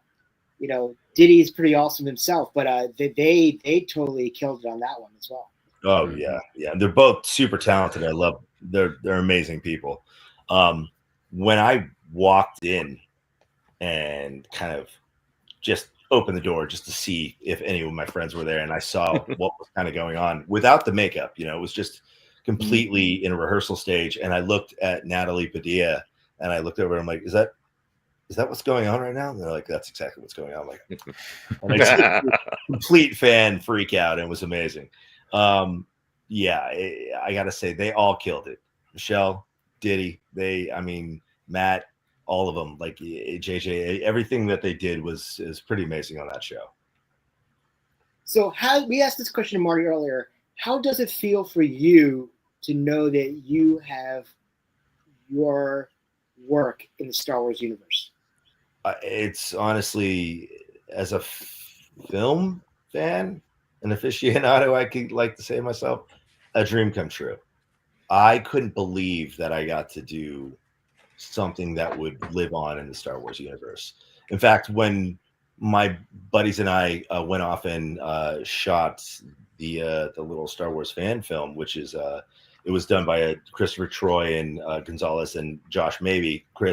Troy played the smuggler, you could say, in it, and Josh Mabey's the one that shot and edited it, and he did a phenomenal job. We put it up, and we got a little backlash from the Star Wars community saying that's not how people move like that. I'm like, we mostly know, but we wanted to try and play with something new. And they're like, you don't really know what Star Wars fans, like, or like what the universe looks like. And at that time, I was working on Skeleton Crew. I'm like, oh, sure, I don't know what they move like. So I've just had to hold on to that for a while, and now I get to kind of say, and the fandom strikes again. Well, how do you feel about like different styles of action in Star Wars? I know how we feel because we talk about this a lot, but you mentioned being a fan of the OT, but the fight seat style in that versus the fight style, the more capoeira style of the prequel trilogy, and then the more kind of matrixy stuff of recently of the Acolyte is. What are your thoughts on, is there a place for those different styles and things in Star Wars? Oh, Nick might have frozen. He's thinking really hard about that answer. Freeze? Nick, where'd you go? There he is. Hi. Hey. Yeah. Okay, you're back. I didn't know if I froze. I'm like, okay, the whole thing. Okay, cool.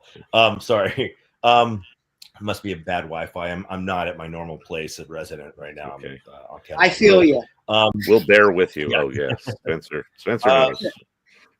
Yeah, I think it's great that a lot of my colleagues and really, there's an open-minded approach being, brought into this kind of universe where I think a lot of it should be grounded in some of the traditional of what we've seen, but the universe is so vast and it's so big. So to bring all these different styles and different kind of eclectic mixes into this is beautiful. And I think it's really open and allows for some really unique things that have never really been done before in film or TV.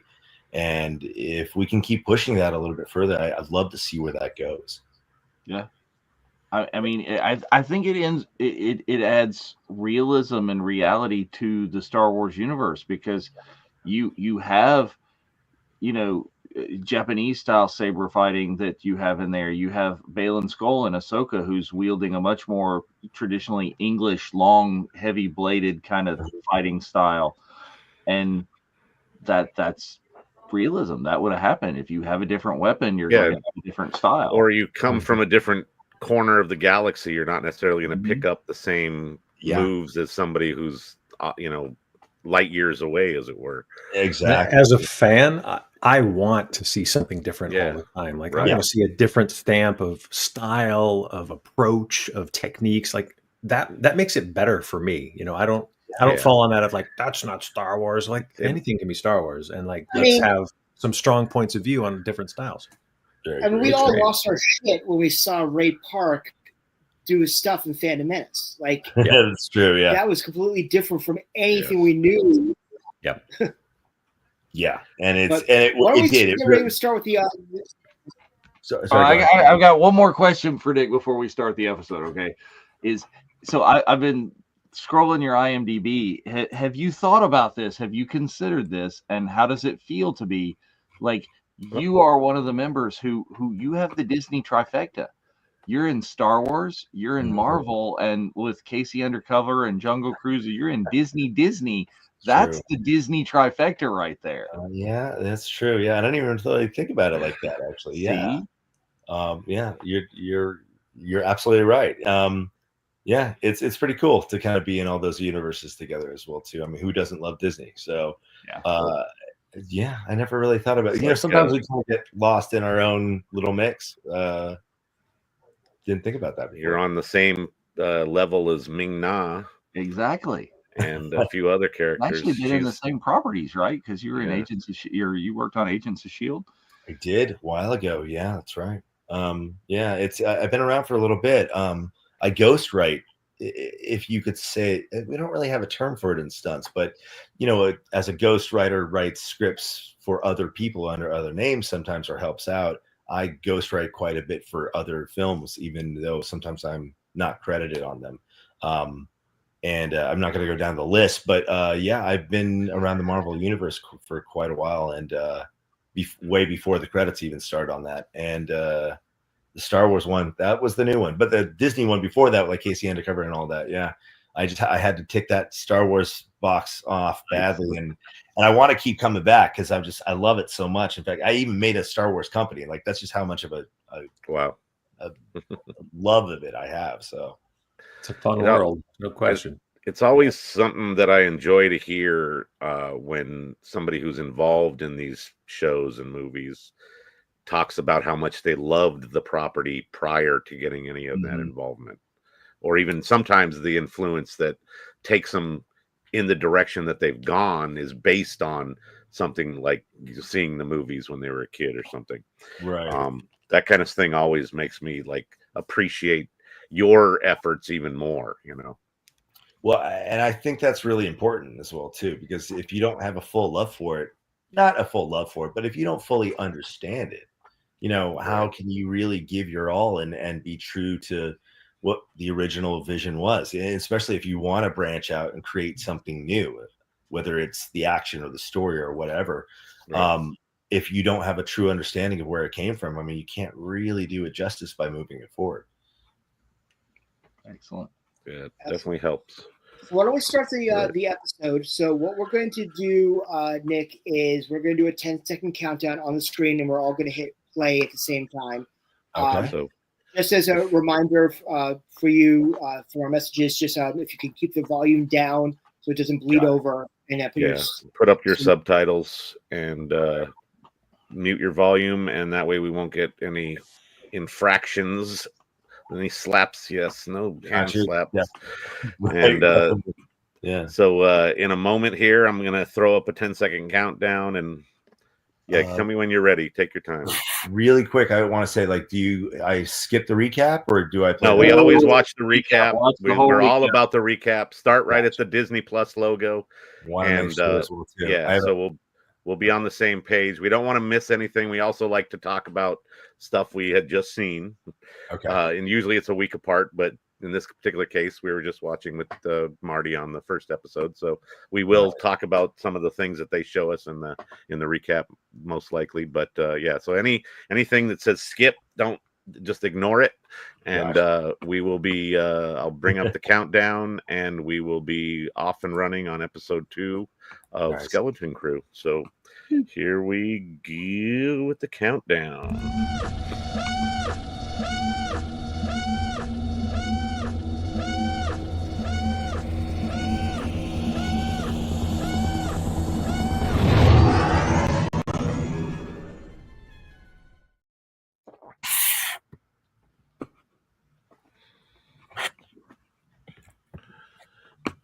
So that's great. Nick, Last time on. Nick, what kind of movies did you like back in the 80s besides obviously Star Wars? Back in the 80s? Yeah. Oh man, it's funny enough because this reminded me when we were in pre-production about it, the Goonies won for right there, but also some of the great classics. I mean, I could watch Indiana Jones, Back to the Future, just some of the big type idols at those times, like all on the top of my list. That was a great recap of the first episode there. Yeah, they're really focusing onto the adventure part of it and how the kids were really getting it. And they said Jedi like 47 times. Hey, let's bring it in there. Lest we forget. Well, so don't forget, in the next, spoiler alert, I mean, how many times we hear wizard in this next episode? You hear it more in Skeleton Crew than you hear it in the prequels. Like, it's a great way to open an episode. Yeah, it really is. This is great. Did anybody else notice that the cockpit, the panel is very much like the N1 Starfighter from Naboo, the ship that that was good. The navigation are, but like the layout's more like the Falcon a little bit. Kind of places it in time a little bit. That's smart. That is cool. It is cool. Well, yeah, because we're all wondering is like what happened and how long did that have to be there for it to be buried and have ship really needed to be through it. I mean, for trees to grow on top of it, you'd think it had to have been there quite some time. So, but we don't know. I mean, it's a different planet. We don't know how quickly a tree that size grows. We just go by, maybe the ship is just kind of like a scuttlebug, and once it's in the dirt, it just starts flipping. Oh yeah, there you go. Well, there's got to be a bury yourself button. But the 33 droid is there to give us that exposition eventually, hopefully. He is so piratey. It's so funny. So speaking of which, one of the things that people were talking about as well is that Star Wars seems to love that colored tunnel type of thing. The red hallway scene. Rogue One, and then you got Mandalorian season 2, and now I think it's kind of along the same lines as like a soundtrack cue that you come to recognize. Like there are certainly those visual cues that you also come to recognize. Like, here comes an hallway. Yeah, right. Just from the beginning of the visual, you get the idea that something's about to go down, kind of thing. Well, it's just a beautiful color combination. Has always been black, anyways. You see, Darth's lightsaber against the Black Void or his whole ensemble. I mean, kind of just gets your teeth on fire, And I love the fact that it's Nick Frost doing the voice of I forgot about that. It's a lot of fun. Captain. Yeah, I love the gag with the eye socket too. That's so little ratatouille in his head. Yeah, his little that like literally lives in there because he returns. Yeah. Spoiler alert. Sorry, Aubrey. It's funny. Sorry, I remember, go ahead. when we were going through rehearsals and stuff, I even made a comment, I think, to the coordinator. I'm like, does he have like a parrot on his shoulder? He's like, no, he has a bat that comes out of his eye. I'm like, gotcha. No pirate. It's just Gotta have a gimmick, man. Gotta have a gimmick.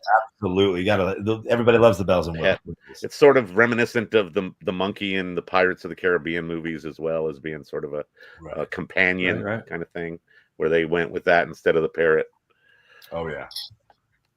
But I was going to say that people that watch our show tend to know that they should come in prepared, and that we may give things away, as it were, because we've all, I've watched this too. This is the third time now since it debuted on Monday, and they know to expect that we may be talking about things that are up and coming in the episode. That's fair. Yeah. This is great with his like speed exposition, speed through of how to run the ship, and the KB's like, "Yep."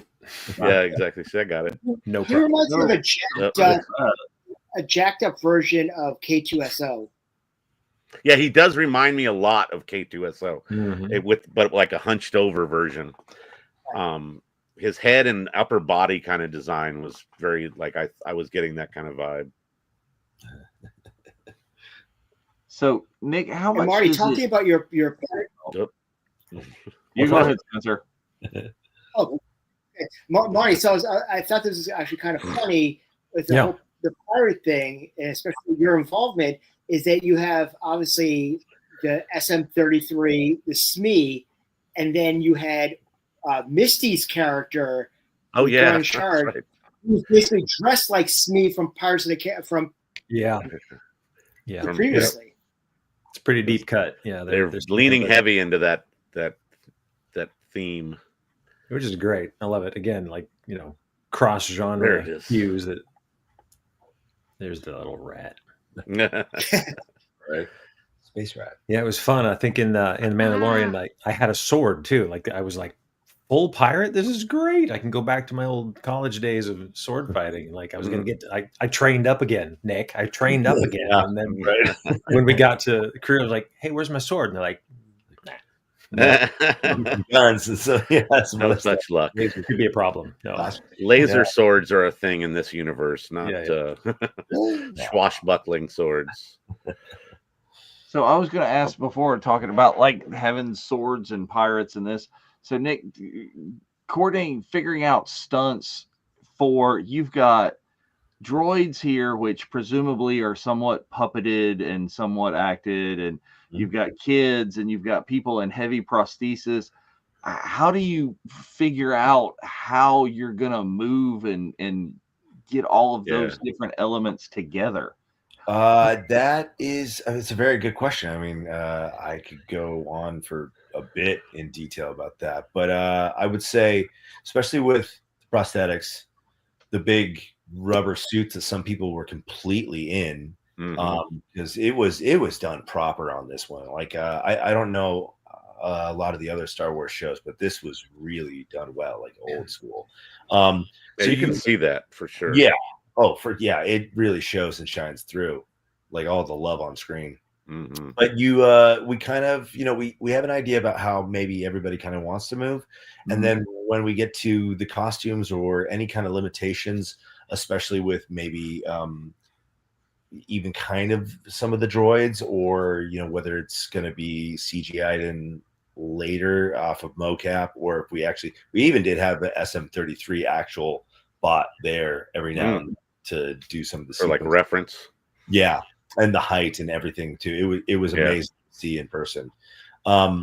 Well, you kind of see what your limitations are, and you kind of work from there. But then also sometimes out of hardship, you get some really great ideas. If the sky's the limit, sometimes you kind of don't know where to go. So it's sort of made up on the spot a little bit as well. I would say no. We definitely do a lot of prep. We do something also called previs. I'm a big previs person. I've been doing that for 15 years now, where we kind of shoot, edit, and make the scene or the action sequence beforehand. So the actors, the director, Yeah. producer, everybody else needs to sees what it's basically going to look like. Right. And then when we show up on the day, we have a very solid idea about what's going to happen. And sometimes things change, sometimes we Right. lose time and or things just aren't working out and we have to adapt and evolve. So in that case, sometimes you change right there on the spot, but mostly you try to stick to the plan. This is the great introduction of the true skeletons of the skeleton crew. Yeah, I would think that some of it may end up like what Dave was saying, needing to be adjusted based on like range of movement or something that you didn't understand was going to be an issue or as much of an ability as you may have thought prior. Yeah. So yeah, when we get to the big kickoff scene, the part that Vane got to do, his costume, I think, was a factor. I don't know how involved you were in that, but I remember there was only one, and it was difficult because there I remember was it. Yeah. one piece, and we couldn't screw it up. And then where do we tie him on? Right. And, there was some talk about that and how to get around the weight of the boots. Like I remember those things were in discussion. And I remember, and then that's why we gave you a little bit of training as well too, because we couldn't get a stunt double since we didn't have a second set. Oh, nice! I got to come in early, and I was like, "Yeah, let's go!" And you guys are like, "Calm down, you're an actor. Just remember." And I was like, "Yeah, you did great." But it's you every now. I mean, it's real stunts as well too, and you did a great job. But you can see why sometimes we kind of might want to switch out every now and then too. This is such an amazing scene. Yeah, let's talk about that last take when we get to it, because they used the last one. I'm glad they did. It was the right one to use. Me too. Yeah, because that was good. So yeah. So somebody mentioned that Hondo's ship is in this slew of ships out here. Oh, don't tease the nerds. Come on. I don't know about that. Is he in there or not, man? Let's see. The funny story about that is that I was at Rhode Island Comic Con. I was talking to Michelle Ang, who did the voice for Omega in Bad Batch. And I was like, so I just want to let you know that what was the name of their ship? Oh, the Marauder actually shows up in the Battle of Exegol. She's like, what's the Battle of Exegol? I'm like, oh my God, I just out-nerded her. I feel really bad. Sorry. Not all actors are complete nerds. Yeah, that scene though, the Battle of Exegol has got every ship in it. Well, and the things that you guys have to go through with your agreements for not letting anything go. The NDAs. I mean, I harassed Jaleel for a year about like, are you Hondo? Are you Hondo? Can you sign it? He's like, what? How do you want me to sign it? Just sign it. Put your name and character name. He's like, no, you do that. That's not going to happen. Not now, at least. Love everything about this port scene. There it is. Yeah, this is great. Oh, there's more of that. Great. You need to get Nick on there now. Yeah, absolutely. So I love the little pilot right there that we're getting to spot there. That's a character in the same relation of Teak from the Ewok movies, which was like Margot in those movies. And that puppet was created by, I guess, the Legacy Effects folks, and Don and Tamara had some part of that as well. They were at the screening that I saw at the El Capitan, and we're talking about doing the puppetry and stuff on that. That's the fun stuff. I'm big fans of those guys. I like to go over and pick their brains while they're trying to work. Distract them. How many people are you talking about having on set in this area here? It like looks at the background looks really live. They were big days. They filled it out. Fleshed out. Yeah. Yeah, they were. There goes some Mando gear looking. Because I mean, we're looking at, I'm just ballparking like 40 or so, maybe. I would think that's if not more. Wow. Well, Jeff, there's the line. I don't talk to my trunk. Yeah. Okay, so we had a mod shop there, so that was very reminiscent of Boba Fett. Yeah. So Red is that means danger, kids. Red means danger. Don't go the literal red light district right there, Well, I mean, that's how they start in Andor. It's like, this is a kid show. Never mind. Yeah. We're talking about that on a Screen Crush is that one of the ladies out front looks like one of the Jabba's dancers. Yeah. Yep. Yeah, right. The one that kind of heads off the direction. The one on the right side, yeah, she very much like I forget the character's name, but she was one of the Jabba dancers. Yep. And there's our callback to Captain EO. Space Garfield. I'm surprised Okay, yeah, there hasn't literally the pace of the wing flaps. Would it be able to support his yeah, weight? that his hefty girth. The highly technical critiques that are out there. I don't know if I believe that. That's not very realistic. Breathes and has helium in his lungs. There you go. So was this the first Star Wars property where somebody vomited on screen? I think so. Might very well be. But that's something you definitely would see in this type of location, I'm sure.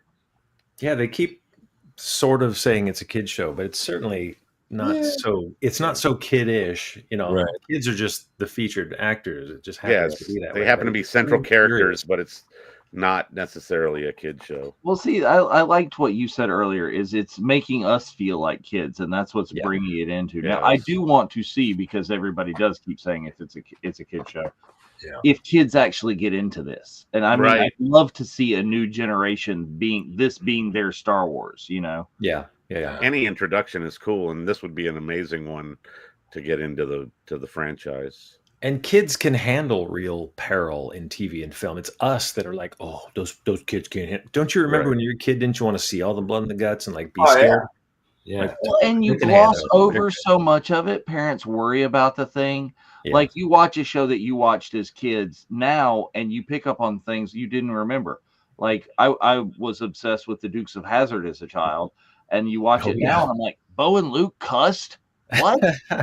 No, that just child never heard that. So that was great. They can handle the things. This is so gross. It was gross. Yeah. That's got to be like such a weird process trying to make this stuff that is food-like, but then super space weird.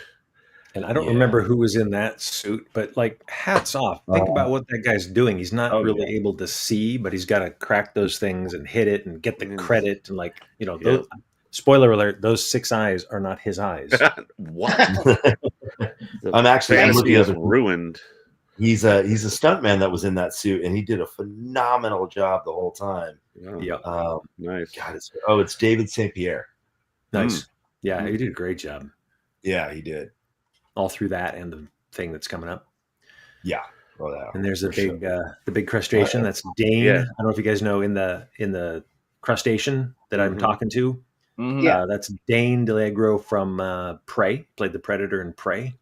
Basketball player, really big dude.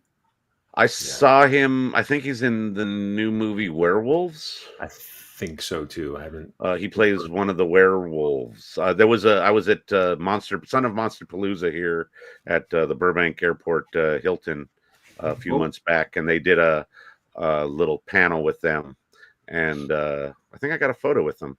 He was talking about some vague info on doing a Star Wars show. Yeah, and so we were very good at beating around the bush and using buzzwords for months. Right. And so Marty, do you think that they knew that those were really all the credits? Oh, I think Vane can smell them a mile away. Yeah. Well, that's the one that he's holding in that display they had at D23 where I'm trying to grab it. Yeah, that would have given the implication that I got a hold of one. I don't know. Well, but this one, I absolutely love that she shoots the ceiling, but then a chunk of ceiling falls off. Right. Yeah, that was great. With the delayed reaction is so classic. And I don't know if you noticed, they shot it a certain way. I was actually looking up at the hole while everyone was looking at the thing on the ground. I actually forgot. I'm in this. I'm right behind you, Marty. Oh, where? Yeah, I play a pirate through almost the whole series, in and out of it. Nice. Were you one of the catchers when I fly? No, I get slapped. I don't want to give it away. That's okay. I don't fly really. I don't have wings.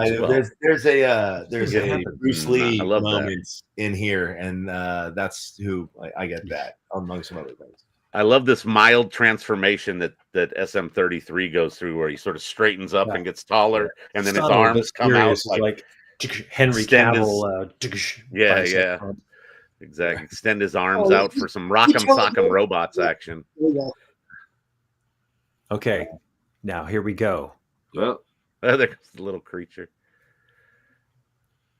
They got to work out the negotiations. So can I start pre-talking about this? It'll line up right about that. Yes. So Nick, Go for it. Yeah. you know how this works, right? Like yes, I do. you pull someone back when they get thrown like that, Right. and so there's one to yank, and there's a couple to ease down. Now, would you say if the ease down cables are making it look a little too easy, you might want to ease down a little less to make it look a little better? Generally the consensus. If the landing's a little too light, not believable, yeah, we have to You kind of might want to like juice it up a little bit. yeah. Good. Oh, nice. They kept that in there. I love that. The Nice. sizzle's beautiful too. Yeah. Oh, that's crazy. Yeah. This whole sequence is amazing. Yeah. This is a great. Nice. I worked really, really hard. We worked really, really hard on this. Like Yeah. It One shows. of It's creative. It's executed superbly. So Marty, did you feel that last take a little differently than the other ones, or? Maybe. Yeah. I was like, I remember they probably get it this time. Yeah, I remember actually I came over to you and I was like, "You good, buddy?" You were like, I'm like, "Yeah, I'm good to go again." I'm like, "I don't think we need to go again." Yeah, we got it. It'll be good after I sit here for a minute. Say the same thing too. Yeah, we were like, "No, we're good. We're good." Well, as JJ would say, you better hit that shit hard. So Right. Take the spank, man. So all the pull down and ease down cables, are you doing this? Is this all manpower? Is this hydraulic? Is this? It's always a different combination, depending on what the actual gag is. On Marty's specifically, it was part ratchet, which is a cylinder, but also part manpower as well too for the ease down. And that's, I believe, how that was done. It's been a while, but I'm pretty sure that's what you had a traveler and then a pull back line as well too. It was fun. So yeah, there you go. And we've got our introduction to Jaleel here. It's like, so how was working with Jaleel? Was he? Oh, he was awesome. Yeah. He I mean, didn't do it as much as everyone else. We were in the makeup trailer most mornings, so we had to kind of chit chat about the process. And he was down. He was having a great time. He was the most surprising, one that when they announced everybody, like, names for the show and things, it's like Jaleel White. Right. Yeah. Totally unexpected. Steve Urkel in space. What's going on here? I remember looking over because I didn't know he was there. I'm like, is that Urkel? It was so cool. That's funny. It was a fan moment as well. So I was waiting for the dog. Included the whistle. Yeah. Did you hear the whistle at the top of that scene in the brig there? Yeah. It's absolutely the Pirates of the Caribbean whistle. It's right. 100%. Right? Yeah, there was. Wait for the dog to come by. Yeah. Right. Well, this was the next best thing to the dog, with the key. Trying to get the key from an animal with an animal's help is basically the same idea. It's kind of like whacking the engine to make it start. They're like, we can train him to go get. Okay. Like go it just get the barely. Go get the key. Like it's sort of like they're talking to little Groot when they're in the brig in Guardians of the Galaxy 2. Or Grogu inside Mando's ship. Like, that's right. Should I zap himself? Oh yeah, a lot of steps. Yeah, I love how they're trying to figure out the steps, and it's like you might miss a few in there if you really don't know exactly what's going to happen. Well, it's sort of like Geonosis. I mean, they're talking about that atom being, gone. It's like someone erased it from the Resistance. Right. It's another, like, inadvertent mouse click that Count Dooku did while he was erasing stuff from the archives. So this reveal that we're about to get is really cool. Kind of also remind me of, if you remember the animation movie of Aladdin. Well, this is with Jafar's character thing. Yeah. Breaking out. So, Nick, you did what ultimately will be in future episodes doubling for Jude as well. I did not know. Oh no, okay. That was by the assistant stunt coordinator.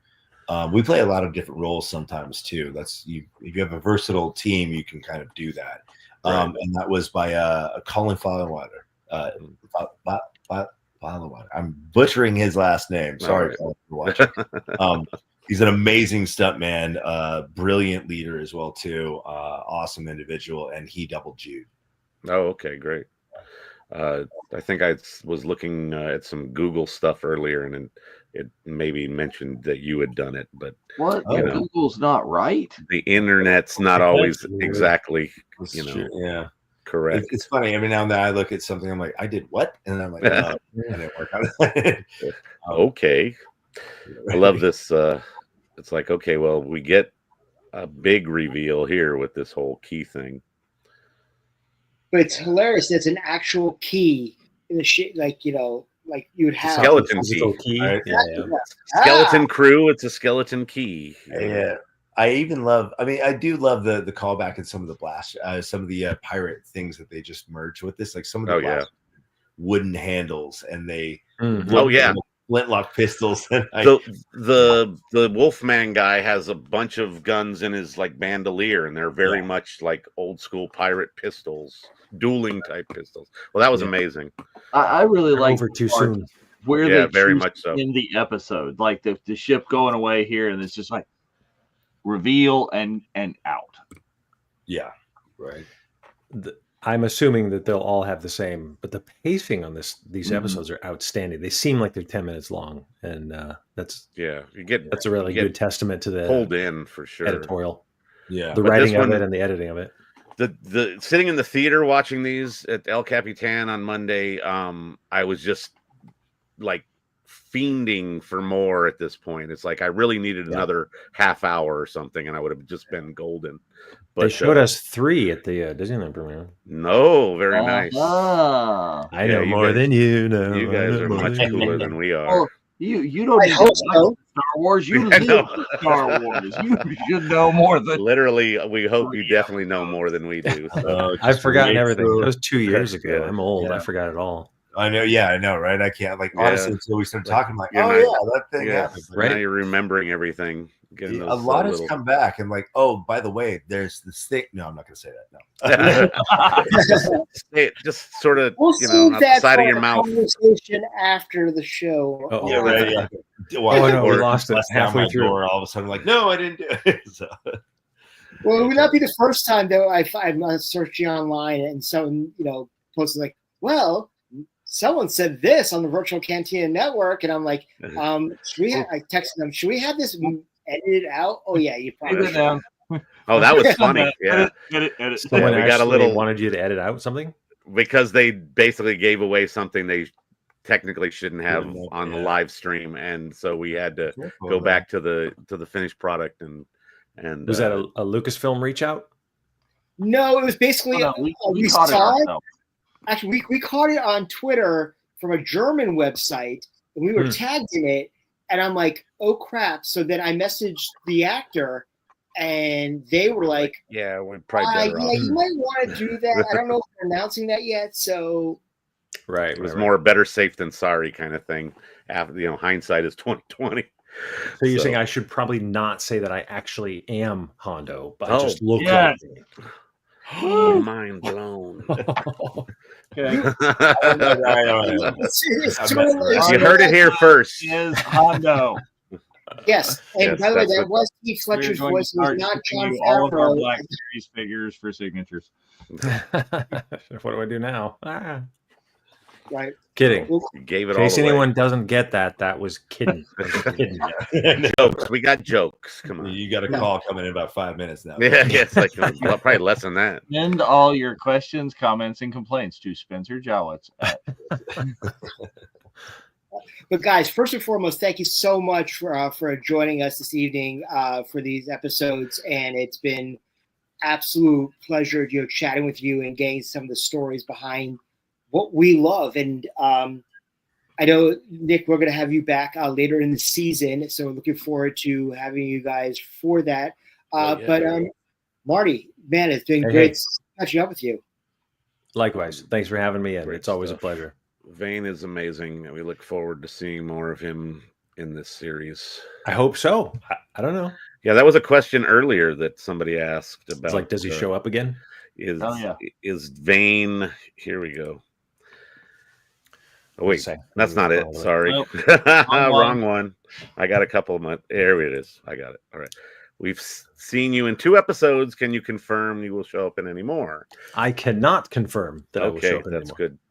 That's But unless you see either. him die, if you see him die, then maybe I can confirm he wouldn't. But no, you never really die in Star Wars. Yeah. Somehow Vane returned. Somehow, Zombie Vane could make it another appearance. There you go. Hey, we had zombie stormtroopers in Ahsoka. We can have a zombie Vane, so it all works out. I will say this real briefly. In that last scene when we're all kind of coming toward the kids and they're like, "Brig, what's a brig?" The very last little shot when you see SM-33 on the ground, you see like a toe. That was my boot. Aha! I was approaching, so assuming maybe he took him off to the brig. I don't know. Just take that and run with it. Like maybe we'll see him pop in and look through the bars. We'll see. He's held responsible. Told you to keep those kids. The fact that your life-size maquette was so front and center in that D23 display gives me a little bit of thought that something is more to come with Vane. So I like that definitely thought. Look forward. That's a good thought. Yeah. Let's go with that. We'll definitely chat a lot more, obviously, after the show tonight, off the air about some stuff. But also, Nick, thank you so much for coming on the Virtual Cantina Network for the first time. How's this experience for you? This has been great. I've never got to do anything like this before. Thank you for having me. It's a pleasure being here. Honestly, it's an honor. When you contacted me, I do get a lot of fan mail based off of what I've done or been in, and I don't ever just glance over it. I do try to give it a good read and try to respond. But when it was the question of like, do you want to come on? I'm like, I don't know. Like, can I'm like thinking away. I'm like, I don't want to do that or chance it. And you told me some of my colleagues have been here. I'm like, oh, I jumped at a chance. I'd love to do this as well too, especially where I know I'm not really crossing any boundaries, and it's fun to talk about, one, what we get to do, but two, just the love of not just the medium, but specifically Star Wars. I mean, absolutely. Yeah, and we really love to hear the process. That's the kind of thing that we really like to dig down here. Yeah, it's one thing to just kind of watch the episode and enjoy, but then knowing how it was done, and we really love knowing that it was done by other fans. That the fans are creating the Star Wars. Like, that's so much of the joy of being there, is just seeing how excited everyone is. There was some rumblings early on about like, oh, there's trouble on the set. Everyone was having the best time every single day I was there. It seemed like everyone knows exactly how much fun they should be. I would imagine like the entire crew would end up being geeking out on things that like you guys were geeking out on at the same time. Most people, yeah. There was one of the guys on our crew, on George Cottle's crew. He's a good friend of mine. He's a stunt man. He's also an ex-Navy SEAL. Like, he's like a no joke type of person. He also trains most of the biggest movie stars in Hollywood. Like, he still trains Brad Pitt on a regular basis. His name's Duffy Gaver. Amazing human being, and not really a Star Wars fan. But there was the first day we're all standing there. We're all dressed up as pirates. We're about to get into the fight scene, and he looks at me. He's like, "Hey, dude, we're on Star Wars." I'm like, "Oh my God!" I'm getting chills right now just thinking about it. That's great. That's great. It was just a dream come true. It's so cool to do it, and if I ever get the chance again, it will be beautiful. But hey, I got to do this one, so it was pretty amazing. That's amazing. Thank you very much. Like your fancy little crew shirt right there. I did not mean to do this today. Accidentally. I got a hat. Cool.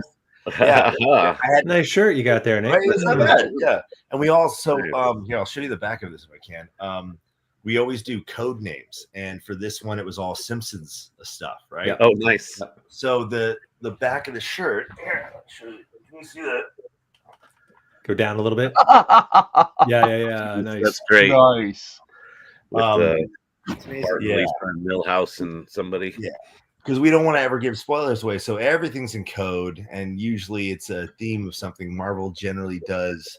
What is it? It's not Friends. It's Seinfeld references.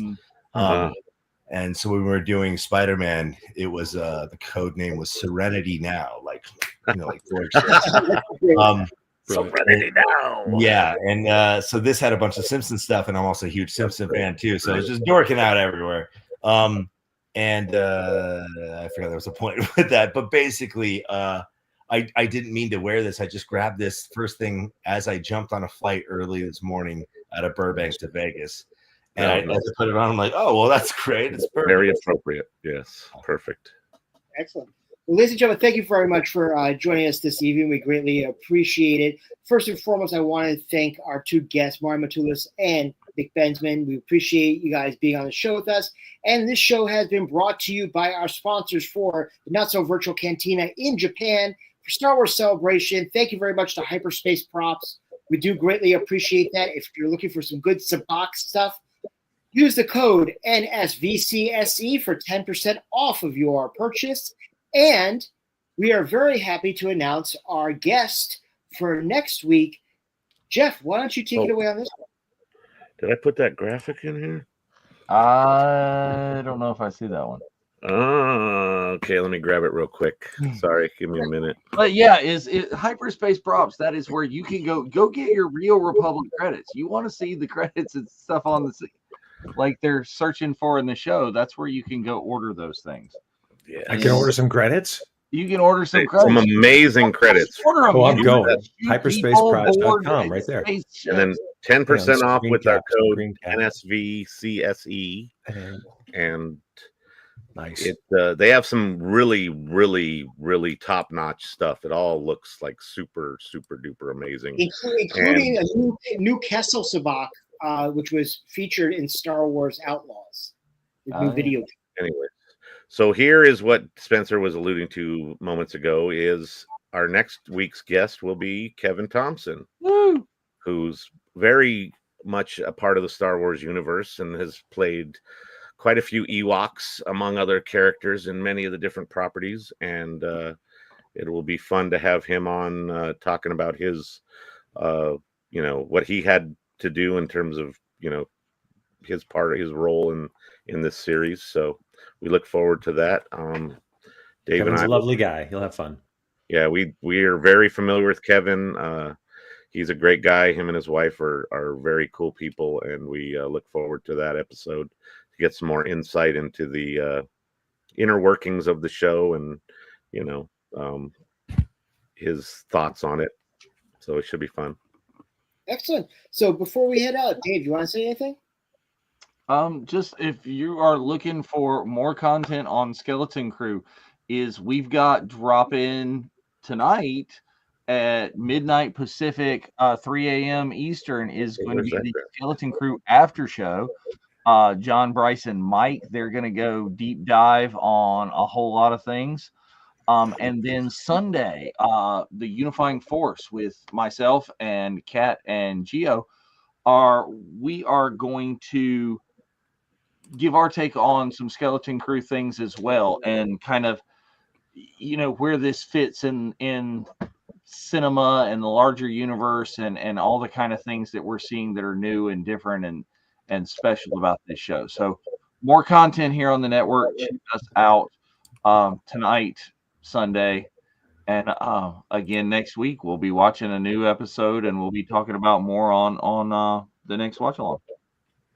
And indeed. Jeff, anything to go? Just make sure you're following us, subscribe, like, befriend, whatever it takes on whatever social media you're on, and check out our shows. And we would appreciate it greatly. Get a few more viewers is always nice.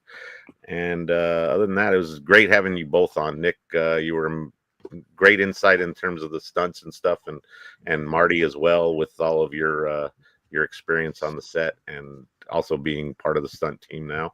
That's very cool. Pleasure being here. Thank you. Lots of fun. We look forward to further episodes and seeing more of both of you gentlemen in one way or another, one form or another. So that'll be very cool. Excellent. So once again, Thank Neil you, Jeff. Mason, we hope you had a good evening. And from all of us here, may the force be with you. The force be with you.